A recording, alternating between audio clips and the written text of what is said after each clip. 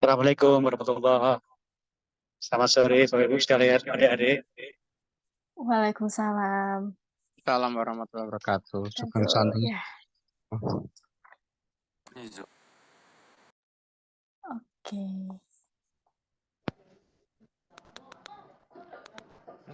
Sudah jam 4.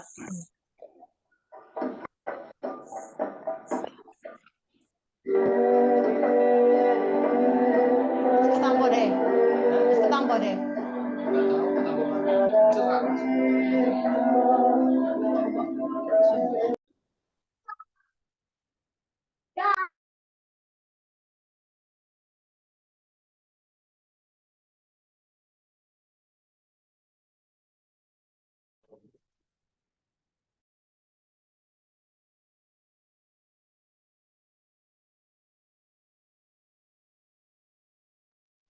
Assalamualaikum warahmatullahi wabarakatuh, teman-teman. Waalaikumsalam. Oke. Perkenalkan, saya Fania Halidevi selaku moderator yang akan membantu mendampingi jalannya acara diskusi prodi kali ini. Oke, di sini kita udah kehadiran semua narasumbernya ya. Ada Dr. Ahmad Hamim Sadewa, PhD, selaku Wakil Dekan Bidang Akademik dan Kemahasiswaan FKKMK UGM. Ya, Sore, Pak. Saya masih off cam ya nih. Oh ya, nggak apa-apa. Terus ada juga Dr. Gigi Aryan Morita, MSc PhD, selaku Kaprodi S1 Fakultas Kedokteran Gigi UGM. Selamat Bu. sore, selamat sore. Iya.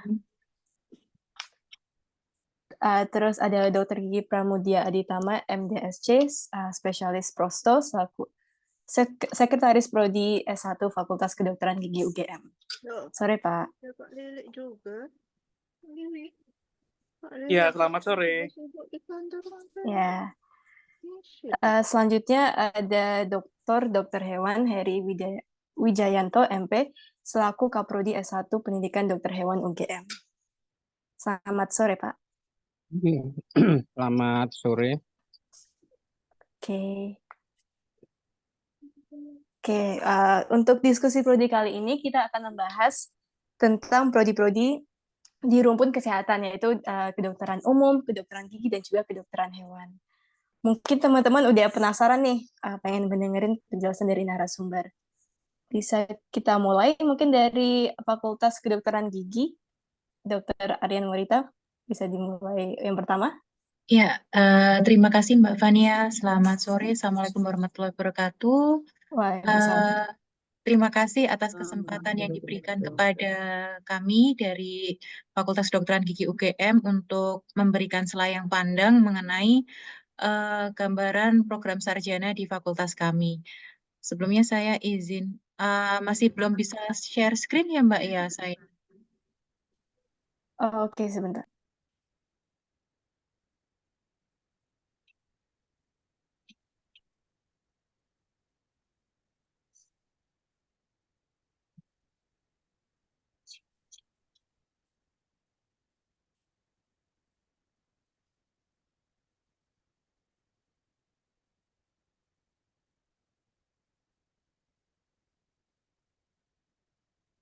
Sudah Ya, bisa belum? sudah. Ya, apa layar saya sudah terlihat ya, Mbak? Sudah jelas. Nggih, matur nuwun sangat. Selamat sore. Assalamualaikum warahmatullahi wabarakatuh. Waalaikumsalam. Di sini ada Dr. Hamim, kemudian ada Dr. Heri dan Dr. Lili serta Dr. Pram. Selamat sore dokter sekalian. Perkenankan kami mewakili Fakultas Kedokteran Gigi ingin memberikan selayang pandang. Kebetulan kami diminta oleh panitia untuk membawakan pandang mengenai gambaran ketika nantinya teman-teman mungkin di sini juga hadir orang tua dari murid SMA Negeri 3 Yogyakarta tentang bagaimana perkuliahan di Fakultas Kedokteran Gigi. Ya, mungkin gambarannya dimulai dari ya sekedar overview tentang sejarah di mana kampus kami dulunya itu berlokasi di Kompleks Ngasem, mungkin sekarang sudah jadi Universitas Widya Mataram. Kemudian untuk saat ini gedung atau bangunan Fakultas Kedokteran Gigi berlokasi di Kompleks Skip, tepatnya di Jalan Denta nomor 1 Skip Utara, Yogyakarta. Kemudian mulai tahun 2021 kami memiliki gedung baru, yaitu gedung hasil dari hibah atau gedung OECF. Ini berada di utara gedung lama kami, yaitu gedung Dental Learning Center, di mana gedung Dental Learning Center ini merupakan pusat penelitian dan pusat pembelajaran di Fakultas Kedokteran Gigi. Kemudian sepintas tentang gambaran pimpinan kami. Di sini ada Bapak Dekan, Profesor Dr. Gigi Suryono, SHMM PhD. Kemudian di bawah beliau ada 3 orang wakil dekan. Yang pertama wakil dekan bidang akademik dan kemahasiswaan, yaitu Dr. Gigi Rosa Amalia MKes PhD. Kemudian yang kedua ini wakil dekan yang membidangi bagian aset, keuangan, dan sumber daya manusia, yaitu Dr. Gigi Margareta Rinastiti MKes Spesialis Konservasi Gigi Konsultan, atau lebih akrab dipanggil dengan Dr. Gigi Tita. Kemudian yang ketiga adalah wakil dekan yang membidangi penelitian, kemudian alumni, kerjasama, dan pengabdian kepada masyarakat, yaitu Dr. Gigi Triana Wahyu Utami MDSC PhD atau lebih akrab disapa Dr. Gigi Mami. Kemudian untuk visi dan misi FKG UGM sendiri, nantinya FKG UGM ini memiliki visi menjadi Fakultas Kedokteran Gigi yang terkemuka di Indonesia, yang berkelas dunia, kemudian dapat mengabdi kepada kepentingan bangsa dan kemanusiaan, dijiwai nilai-nilai budaya, dan berdasarkan Pancasila. Sedangkan untuk misi dari FKG UGM sendiri adalah meningkatkan derajat kesehatan gigi dan mulut masyarakat Indonesia dengan menyelenggarakan pendidikan yang unggul, kemudian melakukan penelitian yang berdampak luas, serta melakukan pengabdian kepada masyarakat. Nah, sebagai gambaran bagi Bapak Ibu, kemudian rekan-rekan siswa Padmanaba, kami di FKG UGM untuk jenjang sarjana ini ada 2 program studi. Yang pertama adalah program studi sarjana kedokteran gigi, yang nantinya ketika teman-teman akan lulus setelah menempuh kurang lebih 4 tahun, akan mendapat gelar sarjana kedokteran gigi. Nah, nantinya kalau teman-teman ini lulus untuk tahap selanjutnya, teman-teman akan melanjutkan di program studi profesi dokter gigi. Nantinya ketika lulus akan mendapatkan gelar dokter gigi. Sedangkan untuk program studi yang lain itu adalah program studi higiene gigi. Nantinya kurang lebih sama waktu pendidikannya, yaitu 4 tahun atau 8 semester. Ketika nanti lulus, akan mendapatkan gelar sarjana higiene gigi. Untuk program selain program sarjana, kita ada program magister atau S2, kemudian program doktor atau S3, serta memiliki 7 program pendidikan dokter gigi spesialis. Mungkin kalau untuk sekarang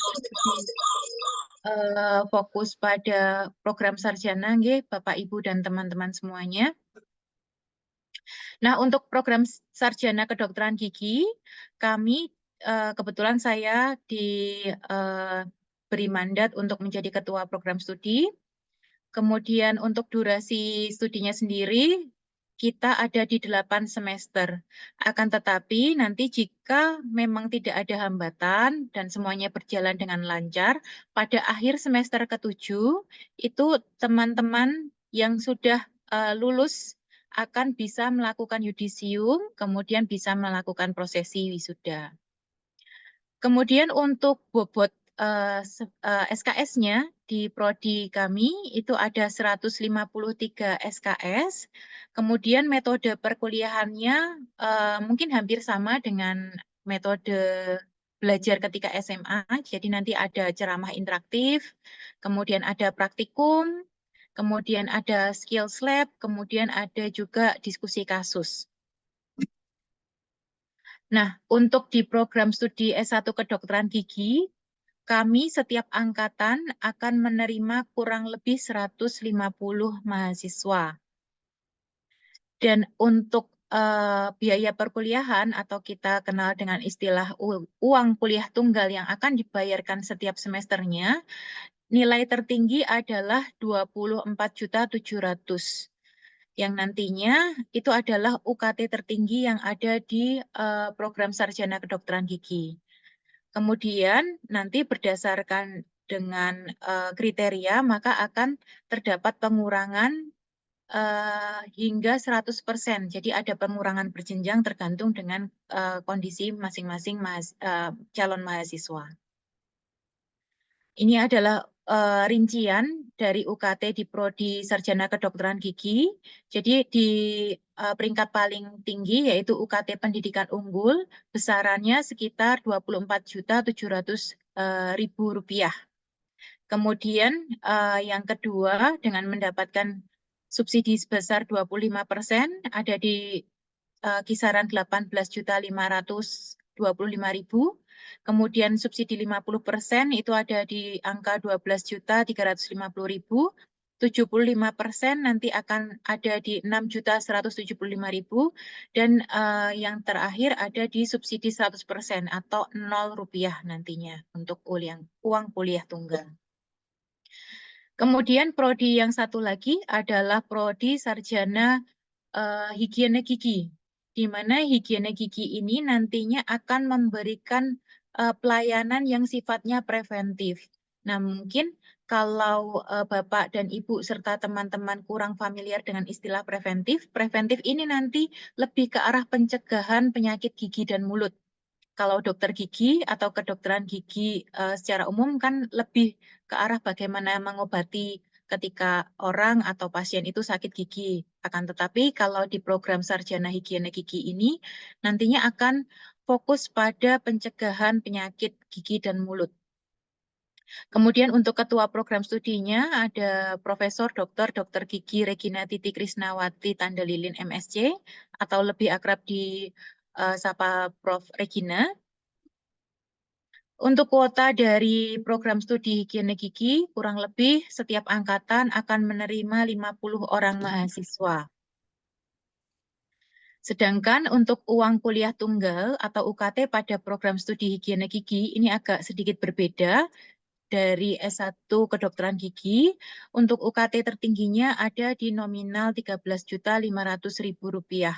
Sama seperti di program studi S1 kedokteran gigi atau sarjana kedokteran gigi, di mana pada prodi higiene gigi ini juga terdapat pengurangan atau subsidi hingga 100%. Nah, untuk jabarannya kira-kira seperti ini. Nanti ada UKT tertinggi atau UKT pendidikan unggul di nominal 13.500.000. Kemudian sampai dengan UKT pendidikan unggul dengan subsidi 100%. Artinya nanti mahasiswa tidak perlu lagi membayarkan UKT setiap semesternya. Nah, kemudian mungkin dari Bapak Ibu yang hadir di sini atau teman-teman yang hadir di pertemuan sore hari ini akan bertanya-tanya, dengan UKT sekitar 20 jutaan, itu akan dapat apa ya mahasiswa? Nah, yang pertama tentu kita memiliki pelayanan akademik yang sudah sangat baik. Kemudian juga dosen-dosen itu sudah memang ahli di bidangnya. Kebetulan salah satu dosen kami juga memberikan sumbangan berupa dosen terbaik nomor 2 inspiratif tahun 2023 se-UGM atas nama Dr. Ananto Ali Al-Hashimi. Kemudian fasilitas laboratorium kami untuk pendidikan ini merupakan laboratorium terbaik untuk FKG se-Indonesia dan mendapatkan akreditasi yang unggul atau sangat baik dari Lampetekes. Nah, selain itu, sarana dan prasarana yang kami miliki juga sudah sangat memadai, seperti ruang kelas yang nantinya sudah bisa difungsikan untuk kuliah hybrid, jadi sudah terkoneksi dengan multimedia yang terkini. Kemudian ada working space yang dapat dimanfaatkan mahasiswa untuk belajar atau berdiskusi, atau mungkin untuk rehat sejenak dari pergantian perkuliahan. Kemudian juga akses ke perpustakaan, kemudian kita juga ada lab komputer atau CBT. Kemudian untuk yang berhubungan dengan kedokteran gigi, untuk lab pantom, jadi ada simulasi dari pasien atau rongga mulut seperti ini kira-kira gambarannya. Dan kami di FKG UGM ini memakai pantom yang teknologi paling baru. Kemudian untuk dental unitnya atau kursi giginya, ini juga kami memakai keluaran atau seri terbaru juga dibandingkan FKG-FKG yang ada di Indonesia. Nah, kemudian untuk kegiatan selain kegiatan perkuliahan atau kegiatan praktikum, mahasiswa di FKG UGM juga bisa mengikuti kegiatan-kegiatan ekstrakurikuler seperti kegiatan pengabdian masyarakat. Nah, untuk pengabdian masyarakat ini biasanya nanti akan didampingi oleh dosen pembimbing masing-masing. Nah, seperti contoh di sebelah kiri ini, untuk mahasiswa prodi S1 Higiene Gigi ini melakukan penyuluhan pada anak sekolah dasar, kemudian didampingi oleh dosen pembimbing, kemudian ada gurunya di sini. Kemudian di sebelah kanan, ini mahasiswa S1 kedokteran gigi yang melakukan pemeriksaan gigi dan mulut pada siswa sekolah dasar. Nah, kemudian di FKG UGM untuk prodi sarjananya juga secara rutin melakukan kegiatan pertukaran pelajar atau student exchange, serta kursus musim panas maupun musim dingin atau summer course dan winter course. Nah, nantinya teman-teman yang masuk ke dalam kepanitiaan itu secara otomatis akan belajar menjadi host atau apa ya istilahnya panitia, akan tetapi juga bisa bergabung untuk melakukan pertukaran pelajar. Nanti untuk mitra-mitranya saya sampaikan di akhir. Kemudian juga bisa melakukan olahraga bersama, biasanya kita lakukan setiap Jumat sore. Kita punya fasilitas lapangan olahraga yang cukup besar, sehingga teman-teman maupun dosen dan karyawan bisa melakukan olahraga bersama. Nah, ini gambaran sepintas mengenai kegiatan student exchange yang kami lakukan. Ini kebetulan baru saja eventnya terlaksana. Jadi ada mahasiswa dari Prodi S1 Kedokteran Gigi, kemudian ada juga dari S1 Higiene Gigi yang melakukan pertukaran pelajar ke Universitas Thammasat di Thailand. Nah, ini kebetulan salah satu dosen yang membimbing adalah Dr. Gigi Pramudia yang saat ini juga hadir. Kemudian ini juga sama, masih di Thammasat. Nah, selain dari kegiatan pengabdian masyarakat, kemudian student exchange, summer course, winter course, kami juga ada unit kegiatan mahasiswa. Selain yang paling terkenal mungkin teman-teman ada BEM atau Badan Eksekutif Mahasiswa, akan tetapi kami juga punya wadah bagi teman-teman yang suka dengan seni.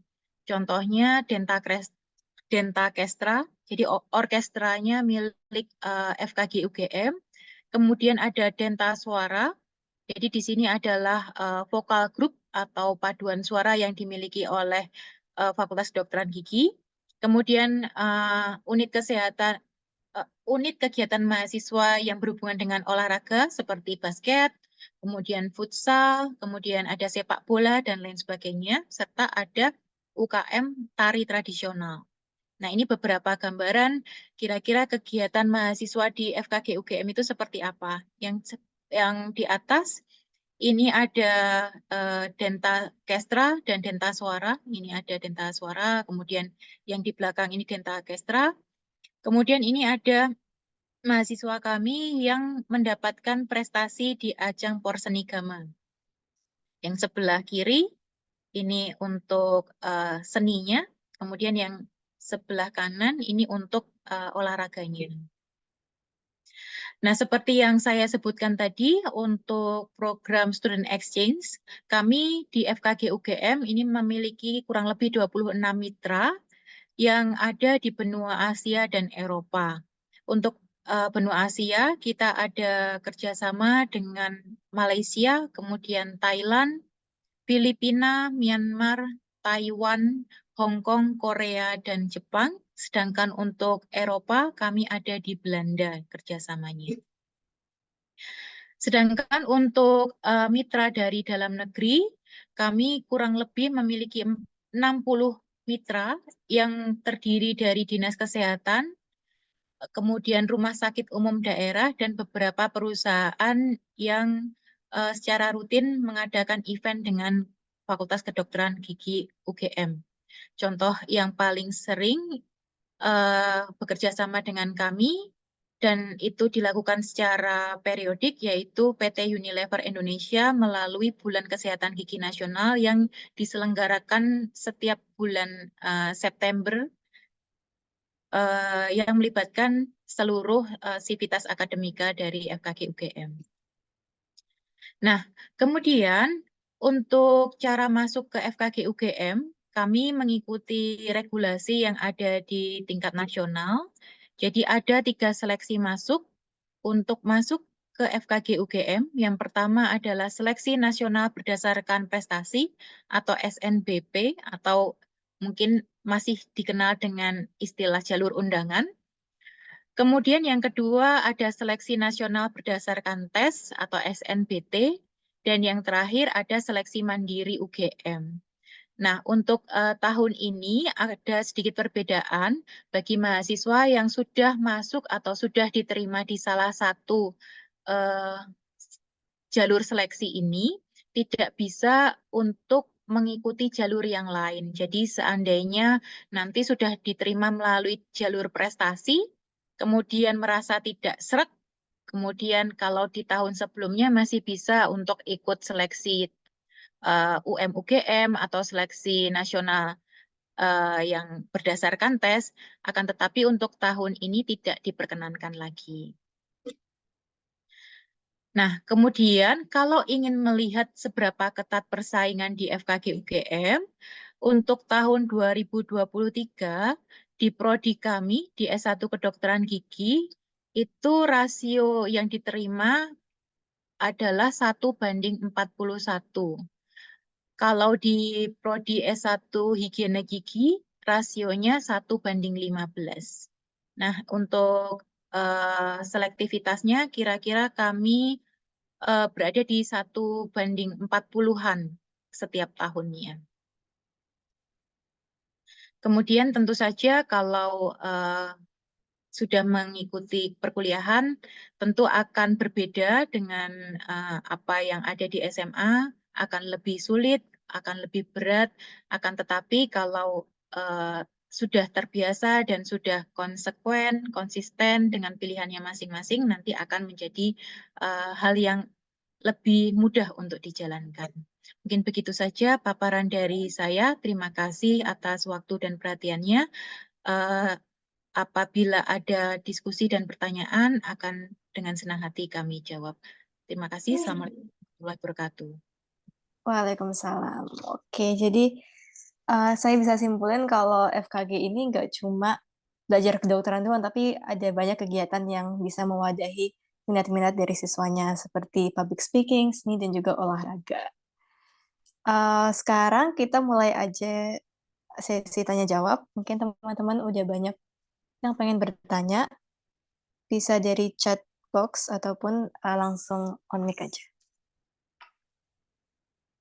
Atau mungkin sambil menunggu, saya ada menyatat beberapa pertanyaan.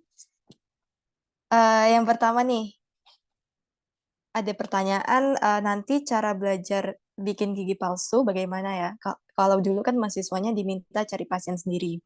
Kalau sekarang bagaimana? Itu.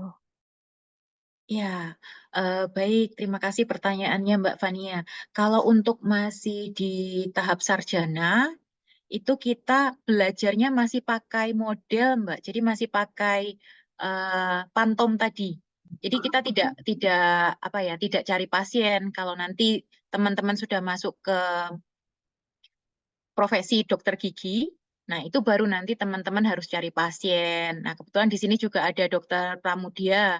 Dokter Pram ini di bagian atau departemen prostodontia yang sehari-harinya bersinggungan dengan gigi palsu. Mungkin bisa menambahkan Dokter Pram. Ya, terima kasih Dokter Aryan dan Mbak Fania serta rekan-rekan semuanya. Mungkin tadi sudah disampaikan sama Dokter Aryan ya. Jadi memang kalau di kedokteran gigi, khasnya kan kedokteran gigi ini langsung berhadapan ketika nanti S1 tuh semuanya ada pakai menggunakan model atau antar teman saja ya, dan kemudian juga menggunakan pentem. Tapi kalau jenjang profesinya itu menggunakan pasien ya, harus langsung mengerjakan pasien. Jadi bukan pentem visit, jadi nggak cuma liatin pasien, kemudian mengobservasi pasien, nggak, tapi langsung mengerjakan pasien. Nah, itulah yang sebabnya stok pasien yang tidak begitu banyak yang datang ke rumah sakit, sehingga untuk memenuhi requirement atau nggak cuma gigi tiruan, mungkin banyak ya requirement pekerjaan-pekerjaan yang harus dikerjakan, terpaksa harus mencari, mungkin ada saudara, rekanan, itu yang memiliki kasus, bisa dilakukan pemeriksaan di rumah sakit untuk bisa dipakai sebagai kasus seperti itu. Ya. Oke, jadi kalau masih S1 kita pakai Phantom ya. Oke, terus ada pertanyaan nih. Untuk prospek kerja hygiene gigi itu apa aja ya?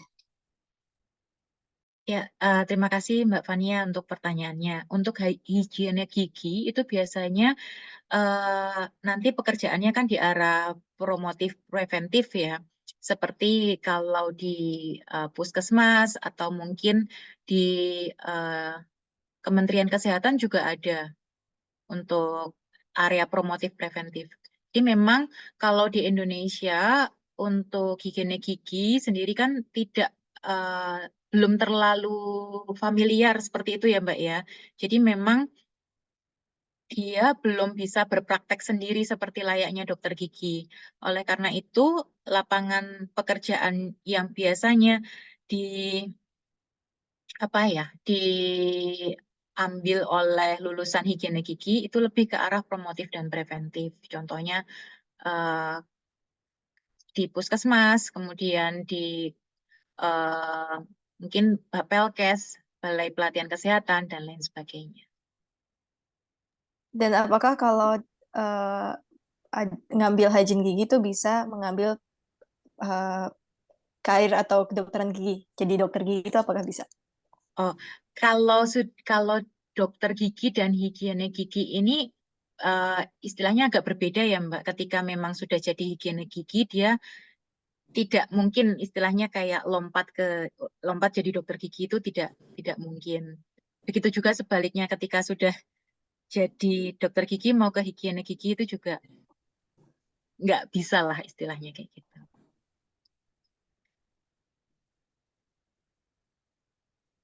Oke, terima kasih jawabannya. Ada satu lagi pertanyaan ini dari chat box dari Bu Astuna Wulandari. Izin bertanya, untuk kuota yang diterima itu bisa di breakdown atau dirinci jumlah dari masing-masing jalur, sama nilai rata-rata mata pelajaran untuk bisa diterima dengan jalur undangan itu berapa? Ya baik, terima kasih Ibu untuk pertanyaannya. Untuk jalur undangan sendiri, kebetulan dari UGM itu sudah ada panitianya untuk menyeleksi. Jadi kami mohon maaf sekali tidak tahu secara pasti istilahnya nilai berapa atau rata-rata nilai rapot berapa yang bisa diterima melalui jalur prestasi atau undangan. Kemudian untuk pertanyaan tentang breakdown masing-masing jalur, memang kita mungkin dari Dokter Pram mohon koreksi ya Dok kalau saya salah. Memang yang paling tinggi itu nanti akan diberikan kuota di UM ya Dokter Pram. Benar. Kemudian disusul oleh seleksi yang berdasarkan tes, kemudian yang kuota paling sedikit ada di jalur prestasi atau undangan. Mungkin kira-kira gambaran kasarnya seperti itu, Ibu. Kalau tidak salah, Dokter Aryan, kita udah barusan rilis ya dari UGM juga sudah rilis dan bisa diakses mungkin di kanalnya UGM ya, sudah diinfokan di situ bahwa kisaran untuk antara prestasi dan jalur tertulis itu sama ya di 30-30, kemudian 40% ada di jalur ujian mandiri. Itu sudah dirilis yang terakhir. Mungkin teman-teman bisa yang berminat bisa mencoba mengakses kanalnya UGM ya. Kanal ya bisa melalui YouTube gitu di kanalnya UGM untuk tahu podcast-podcast yang berhubungan dengan penerimaan mahasiswa UGM untuk tahun 2024 ini. Oke, jadi udah ditentuin ya kuota-kuotanya dan sudah dirilis juga dari UGM. Mungkin karena belum ada pertanyaan, saya ingin bertanya kembali untuk karir kedokteran gigi ini, apakah sekarang tuh sangat selektif atau seberapa selektifnya karir di bidang kedokteran gigi ini? Ya, Mbak Fania, sebelumnya saya mau tanya maksudnya selektif itu bagaimana ya? Kalau seumpamanya, mungkin saya boleh cerita sedikit.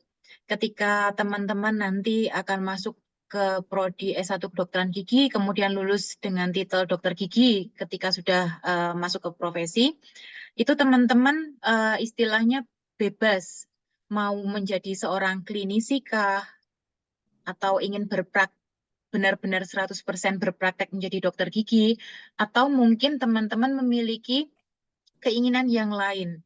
Contohnya, teman-teman ingin menjadi seorang akademisi atau dosen. Nah, itu bisa. Kemudian, atau teman-teman ingin meniti karir di pemerintahan, mungkin di kementerian atau mungkin di BPJS, itu juga sangat mungkin, Mbak Fania. ketika teman-teman sudah lulus jadi seorang dokter gigi. Jadi itu kembali lagi ke passionnya teman-teman. Kalau memang teman-teman itu suka berpraktek, suka istilahnya skills kedokteran giginya itu sangat sangat bagus, maka biasanya teman-teman akan menjadi seorang klinisi, entah itu punya klinik sendiri atau mungkin menjadi dokter di rumah sakit dan lain sebagainya. Akan tetapi ada beberapa teman-teman itu yang memiliki pilihan lain. Mungkin di sini saya bisa contohkan diri saya ya. Saya ini tidak praktek, tapi saya memilih jalur sebagai akademisi, sebagai karir saya. Nah, itu salah satu yang bisa dipertimbangkan ketika nanti teman-teman lulus menjadi seorang dokter gigi. Jadi kalau memang teman-teman merasa skills-nya kurang atau mungkin punya prioritas lain, terutama yang cewek-cewek ya, cewek-cewek kan mungkin nanti prioritasnya ada yang prioritas ke rumah, ada yang lain-lain, itu bisa dipertimbangkan untuk menjadi profesi yang lain, meskipun titelnya nanti adalah seorang dokter gigi. Mungkin seperti itu Mbak Fania. Oke, jadi bisa akademisi, bisa research, bisa di praktisi juga, dan bisa juga di kementerian ya. Oke, mungkin ada pertanyaan lagi. Oh, ada nih. Dari Fitri Hananta. Mohon izin bertanya, penerapan UKT berdasarkan apa dan bagaimana mekanisme untuk mendapatkan pengurangan UKT apabila masuk melalui jalur mandiri? Terima kasih. Ya, mungkin Dokter Pram bisa bantu menjawab ya, Dokter Pram, untuk masalah UKT. Ya, mungkin ini nggak cuma di kedokteran gigi ya, mungkin di semua fakultas di Universitas Gadjah Mada ya, sistemnya mungkin sama, bahwa UKT itu sudah ditentukan oleh ada timnya ya, tim UGM yang di situ ada sistem yang sudah membaca semua yang diupload oleh, kan nanti mahasiswa ketika registrasi kan diminta untuk mengupload banyak hal ya, di situ ada sistem yang sudah akan membaca, menempatkan apakah calon mahasiswa ini mendapatkan UKT di range berapa, itu sudah ada. Kemudian nanti ada mekanismenya dari fakultas yang akan menetapkan apakah benar segitu ataukah berubah, itu berdasarkan nanti dari investigasi dari masing-masing fakultas. Kemudian nanti untuk penurunannya, misalnya ada banyak hal yang mungkin terjadi selama proses pendidikan, UKT itu tidak saklek ya, tidak segitu terus. Mungkin suatu hal, ada banyak hal yang terjadi dalam kehidupan seseorang sehingga mungkin pendapatannya tidak sama seperti di awal. Itu setiap akan semester baru, yaitu perpanjangan semester ya, kan mau bayar gitu, di situ ada masa untuk sanggah ya, untuk misalnya ingin mengajukan keringanan UKT. Itu nanti ada juga dokumen-dokumen yang harus diupload dan alasan-alasannya seperti itu, untuk kemudian direview lagi oleh tingkat fakultas, dan ada timnya juga di situ menyetujui apakah diturunkan berapa dengan kondisi yang saat ini, seperti itu. Jadi memang kalau untuk masuk pertama kali itu sudah ada timnya dari UGM, sistem yaitu yang menentukan UKT-nya masuk UKT berapa gitu. Kemudian ditetapkan oleh fakultas. Begitu Mbak Fania. Oke, jadi udah ditentuin oleh UGM sendiri ya, Bu Fitri. Oke, sepertinya sudah tidak ada pertanyaan. Ya, terima kasih Dr. Aryan dan juga Dr. Pramudia atas penjelasannya. Mungkin kita ke diskusi yang ini ya, fakultas berikutnya. Mungkin Ya, terima kasih. Iya, terima kasih. Mungkin Dr. Ahmad Hamim Sadewa, PhD, selaku Wakil Dekan Bidang Akademik dan Kemahasiswaan FKKMK UGM, apakah sudah siap untuk memaparkan? Ya, terima kasih. Ya. Saya share screen ya. Maaf ini saya masih belum bisa on cam ini. Ya. Tidak. Maaf ya.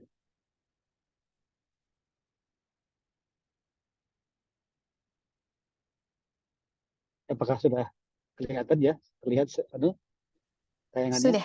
Sudah. Ya, baik. Terima kasih. Selamat sore semuanya. Assalamualaikum warahmatullahi wabarakatuh. Salam Waalaikumsalam. sehat.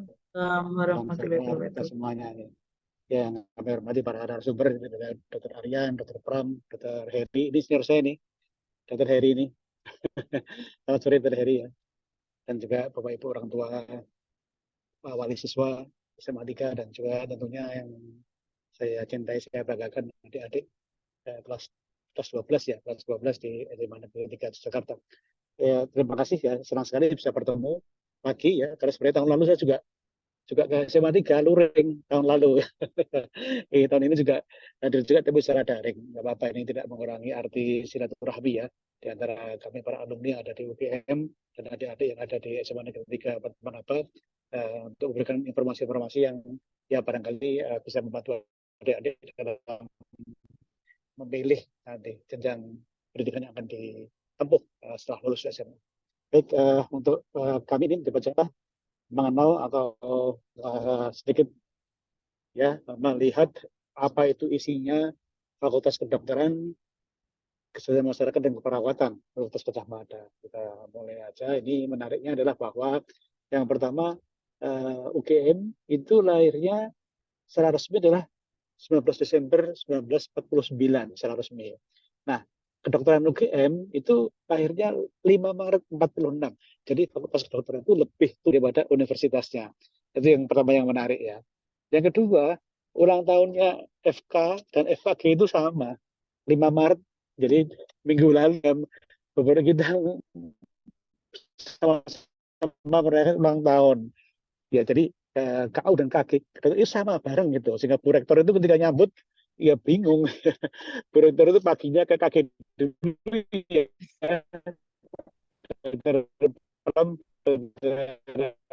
Ya, Aryan ya. Setelah itu baru siangnya ke jadi apa pergi para FKG dan FKU itu memang demikian ya gitu. Jadi ulang tahun KU dan para satu budaya itu bareng. Jadi tanggal 5 Maret itu ada 3 fakultas juga yang ulang tahunnya bareng. Nah ini kalau visi-visi saya kira kita bisa lihat ya memang itu sudah ditentukan seperti ini visi misi dari FKGM. Yang penting ini adalah tujuan strategis yang nomor 1 yang penting. Budi pekerti luhur dan mampu menjadi pelopor bidang kedokteran dan kesehatan. Ini yang mungkin menjadi salah satu tag kita, yaitu inovatif, adaptif, tapi juga harus berbudi pekerti luhur, dan yang ketiga menjadi pelopor perubahan atau agent of change. Itu yang penting ya. Jadi sehingga dibekali ya adik-adik itu dengan berbagai keterampilan yang luar biasa yang tentunya menjadi nanti pegangan adik-adik ketika nantinya akan mendaftar di FKKMK UGM gitu. Ini dekanatnya, ini ada Prof. Yudini dekannya, kemudian saya wakil dekan akademi kemanusiaan, ada Prof. Hera, wakil dekan keuangan aset dan sumber daya manusia, ada Bu Lina, wakil dekan bidang penelitian dan pengembangan, dan Dr. Sudadi, wakil dekan kerjasama alumni dan pengabdian kepada masyarakat. Saya kira itu kita lewati aja ya. Kita lewati aja. Nah ini yang penting. Nah masuk di kedokteran juga bukan hal mudah, dan memang dosen UGM yang ada di kedokteran itu memang luar biasa. Kita melihat ada banyak sekali orang atau guru-guru yang memang berprestasi. Ada 53 guru besar dan 83 lektor kepala. Ini banyak banget nih. Ya jadi kalau sudah guru besar, sudah lektor kepala itu sudah sudah jabatan yang tinggi ya posisinya, dan ini kita memang sebagian besar ada di guru besar dan lektor kepala. Nah, dari sekalian yang ada ketahui bahwa S1 di FKKMK ada 3 prodi itu, yaitu keperawatan, kedokteran, dan gizi, itu hanya sebagian saja. Sebenarnya studi di FKKMK UGM itu sudah dirancang S1, S2, S3 untuk jalur akademik, kemudian juga S1, kemudian spesialis, subspesialis untuk jalur profesi. Jadi banyak banget program studinya. Ini 38 yang tertulis, belum lama ini kita buka lagi 3, sehingga total ada 41 program studi yang meliputi tadi ada 3 prodi S1, kemudian 8 prodi S2, 1 prodi S3, kemudian 23 prodi spesialis, dan 5 prodi subspesialis. Jadi adik-adik sekalian kalau masuk di FKKMK maka sudah tersedia prodinya sejak dari S1, S2, S3, dan juga spesialis sub.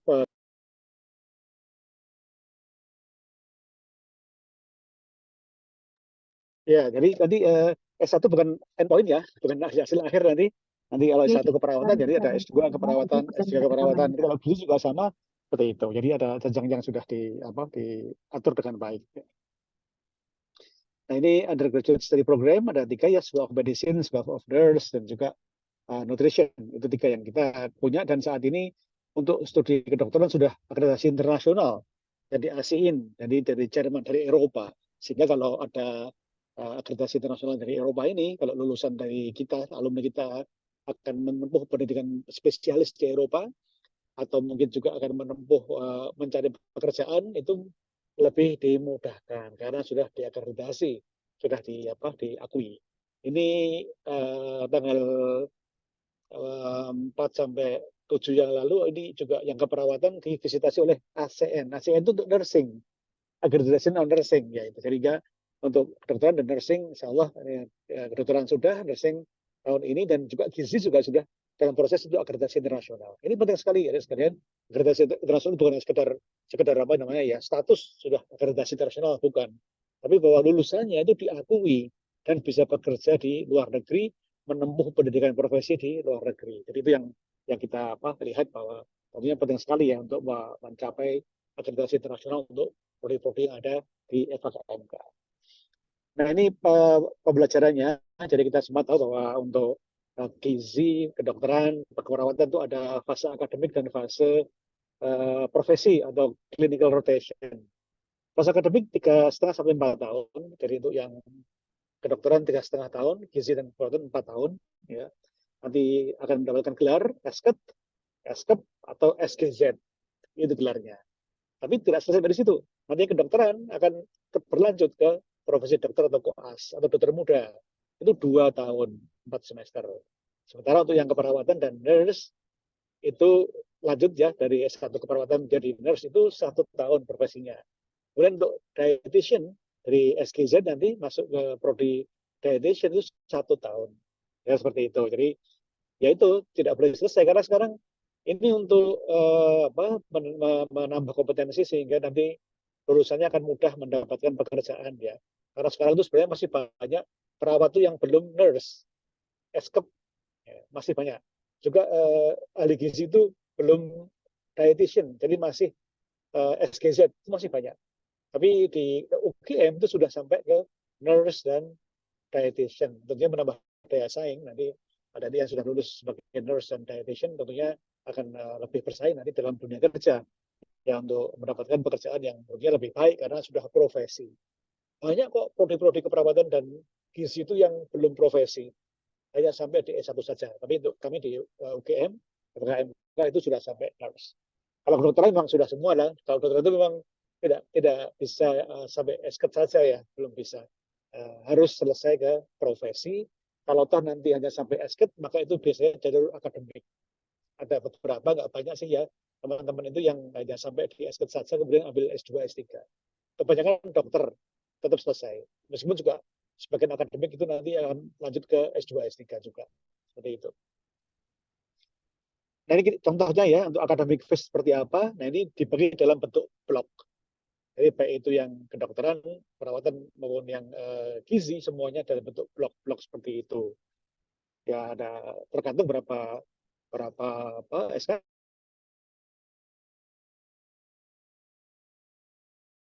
nanti kita lihat rata-rata 105 akademik phase-nya gitu.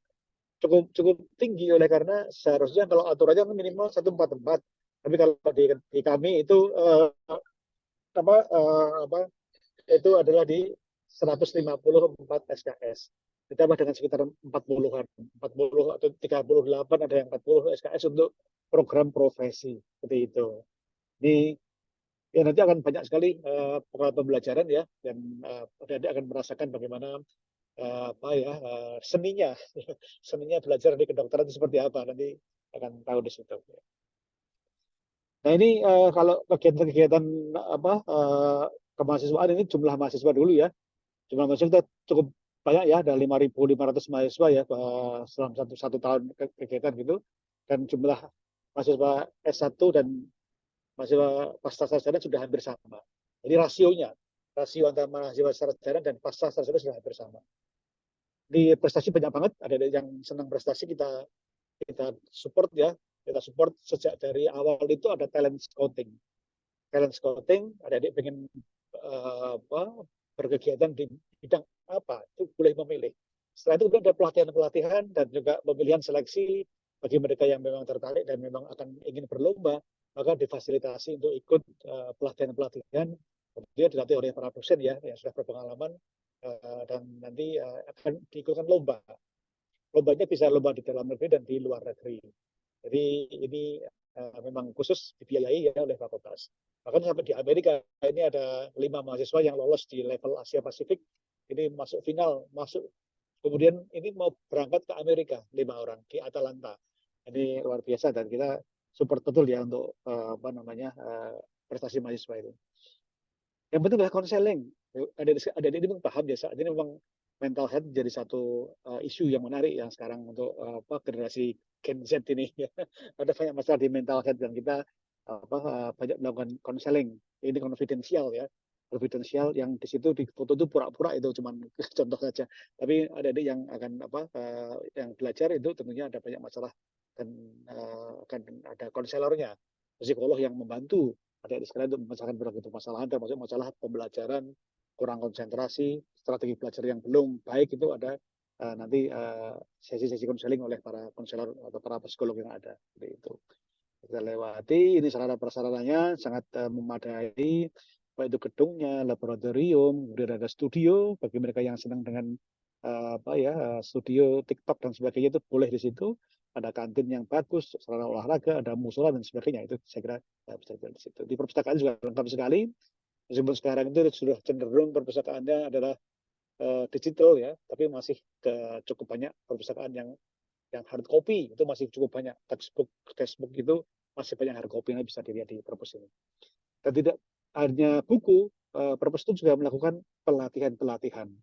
Jadi pelatihan software-nya, tidak hanya hardware-nya dalam bentuk buku, tapi software, soft skill juga dikembangkan di situ. Ada Zotero, Mendeley, dan sebagainya. Jadi itu selalu dikembangkan oleh teman-teman di perpustakaan. Nah, selama masa pandemi dikembangkan online learning ini banyak banget sudah dikembangkan ya. Saya kira di mana-mana tidak hanya di UGM itu kita sudah menggunakan berbagai media pembelajaran secara online. Nah, adik-adik bisa mengakses dulu. Jadi kalau di dalam satu blog misalnya, maka seluruh materi di blog itu bisa diakses, di-download, diakses dulu. Jadi nanti ketika kuliah itu tinggal diskusi aja. Gitu. Nah itu ya ini ada video-videonya, ada Inahel TV, kemudian juga ada kanal pengetahuan itu sangat banyak sekali dan itu luar biasa ya kalau memang senang belajar materi pembelajarannya itu nggak akan habis-habis ini ya, banyak banget dikembangkan oleh seluruh aktivitas akademika di FLKMP. Nah yang penting adalah sekalian bahwa setelah fase sarjana, maka di fase profesi itu belajarnya tidak di lagi, tapi belajarnya akan ke fasilitas jejaring yang ada di luar UGM, baik itu rumah sakit maupun klinik maupun puskesmas maupun dinas kesehatan. Ya.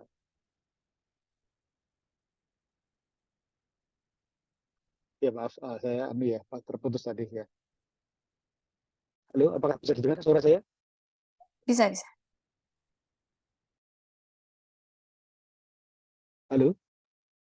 Ya, bisa Bisa terdengar. mendengar suara saya? Bisa ya, tadi sempat putus tadi ya. Putus saya. Saya ulangi untuk apa namanya? Sesnya ya. Ya, tadi sampai ini ya, sampai akademik sistem bahwa ada nanti kalau sudah profesi itu belajarnya tidak di kampus UGM lagi, tapi nanti belajarnya di luar kampus, jadi di rumah sakit maupun juga nanti belajar di puskesmas dan yang lain sebagainya itu di luar kampus. Nah, apa itu akademik system? Ini adalah suatu kerjasama atau integrasi fakultas kedokteran dengan rumah sakit pendidikan, vaskes yang lainnya, dan juga pemerintah daerah untuk meningkatkan derajat kesehatan masyarakat. Seperti itu ya. Jadi ada FK, ada rumah sakit dan vaskes yang lainnya, dan ada pemerintah daerah yang penting. Contohnya seperti ini, Ini AHS-nya UGM ya. Itu ada Faculty of Medicine di sini. Itu mempunyai jejaring rumah sakit. Ya, rumah sakit itu ada banyak tempat ini. Kalau terutama di Jawa Tengah dan DIY, dari Cilacap, ya Banyumas, Wonosobo sampai ke Pati, Kudus ya, sampai ke daerah-daerah itu ya, Wonogiri, kemudian Klaten, itu Magelang, Purworejo dan sebagainya, itu menjadi jejaringnya FK KMK UGM, sehingga adik-adik yang nanti di profesi akan dikirim. Jadi Bapak Ibu yang paling murid ya, ini kalau ya putra-putrinya diterima dan masuk masa profesi itu akan dikirim 1 minggu ke Cilacap gitu kan ya, atau dengan 1 minggu ke Wonosobo atau ke Banjarnegara gitu, atau ke Klaten dikirim ke situ. Itu memang seperti itu ya. Jadi memang pendidikan profesi itu banyak dikerjakan di luar kampus ya. Ini AS-nya seperti ini ya, terus sudah bagus sekali ya. Tadi kita banyak sekali mengirim tidak hanya koas ya, tapi juga residen, jadi peserta PPDS yang spesialis itu, saya kira itu. Ya mungkin itu ya Mbak ini ya, Mbak Fani ya yang bisa saya sampaikan. Maaf tadi sinyal kurang bagus ya, putus-putus dan sempat saya terlempar dari Zoom. Maaf ya. Terima kasih. Tidak Mungkin apa-apa. itu ya. Mungkin itu ya, terima kasih. Selamat sore. Assalamualaikum warahmatullahi wabarakatuh. Waalaikumsalam. Oke, mungkin kita mulai sesi tanya jawab aja. Kalau mau bertanya bisa melalui chat box atau open mic. Ya silakan ya. Oke, mungkin saya dulu nih. Saya sudah mengumpulkan beberapa Silakan, pertanyaan. Oke, Nah, satu dulu ya. ya. Ya. Nah, untuk kalau sekarang kan udah banyak ini kan universitas lain yang membuka fakultas kedokteran atau Betul. intinya Betul. banyak banget lah yang membuka. Betul. Nah, bagaimana UGM, terutama Fakultas Kedokteran UGM ini memastikan kalau lulusannya itu yang terbaik di antara banyaknya fakultas-fakultas lain yang sudah buka? Ya, benar sekali ini ya. Ini betul sekali tadi ya, Mbak. Ya, memang sekarang ini FK yang sudah mendapat izin operasional itu 105 FK. Ya. Dan mungkin nanti total sekitar 143 kira-kira. Tapi yang sekarang sudah ada izinnya itu 105. Ya. Tahun lalu 2022 itu baru 92. Jadi tahun 2023 itu nambah 13 FK. Cukup banyak itu ya. Yang persaingan cukup tinggi, dan kita setiap FK, tidak hanya UGM, itu mempunyai keunggulan programnya masing-masing. Itu ya. Nah, keunggulan program di FKKMK UGM tadi adalah kita sebut sebagai tadi academic health system, kalau tadi masih ingat di depan tadi ya. Sehingga keunggulannya adalah interprofessional education ya. Jadi tadi pendidikan interprofesi atau antar profesi. Itu yang kita kembangkan untuk S1 dokter ya. Untuk S1 kedokteran itu. Apa maksudnya? Bahwa profesi dokter itu tidak bisa bekerja sendiri. Dia harus bekerja bareng-bareng dengan profesi yang lainnya. Ya, dengan perawat, dengan bidan, dokter gigi, dan farmasi, dan yang lain-lainnya gitu ya. Bahkan mungkin dari dokter hewan juga ini kerja sama juga ya, saya nggak tahu ya. Itu adalah keunggulannya, interprofessional education. Sehingga di dalam pelaksanaannya ada 7 SKS, namanya IPE ya, interprofessional education, itu yang dikembangkan di FKKM. Oke, sejak tahun 2016, sudah hampir 10 tahun ini. Itulah kelebihan kita ya, sehingga nanti perusahaan kita itu tadi AHS tadi tersebar kemana-mana, memahami permasalahan di seluruh tempat, dan tadi karena interprofessional education-nya itu yang memahami bahwa profesi itu banyak dan masalahnya sangat kompleks. Itu yang menjadi tujuan untuk keunggulan FKKM UGM di tahun-tahun ini. Saya kira itu ya Pak, ya, Bapak sekalian ya. Oke, apakah program ini tuh juga bekerja sama dengan fakultas lain, misalnya fakultas biomedis yang juga membuat alat untuk kesehatan dan juga pemanfaatan AI untuk kesehatan gitu? Ya, jadi begini, itu adalah metodenya, ya metodenya itu. Jadi metodenya itu tentunya yang berbasis IT. Kami punya tadi yang di beberapa slide tadi, bahwa metode pembelajaran yang ada di FKMK itu sudah berbasis IT. Sebagai contoh ini yang sudah dikembangkan ya, itu adalah jantung. Sekarang itu adik-adik yang belajar jantung itu sudah dipermudah ya dengan berbagai software, berbagai video, berbagai kuis itu ya, yang interaktif itu untuk belajar jantung gitu. Sejak dari yang anatominya yang paling basic ya, yang paling basic, kemudian fisiologi sampai ke penyakit-penyakitnya dan bagaimana penanganannya. Itu dalam bentuk interaktif IT gitu ya. Itu kita kembangkan. Itu diantaranya itu. Nah, itu menurut saya sih ya, kalau dulu belajar jantung itu susahnya bukan main. Dan terpisah-pisah. Anatomi sendiri. Setelah itu nanti fisiologi sendiri. Nanti sudah lulus anatomi, lulus fisiologi, 2-3 tahun lagi baru ngambil jantung. Udah lupa dulu anatomi fisiologinya. EKG udah lupa. Masang anunya di mana ini. Kutubnya di mana. Kita udah lupa semua. Tapi dengan adanya interaktif education itu, maka dalam satu waktu anatomi, fisiologi, kemudian juga patologi dan lain-lainnya itu semua jadi satu, termasuk manajemen dan sebagainya. Itu secara interaktif itu bagus banget.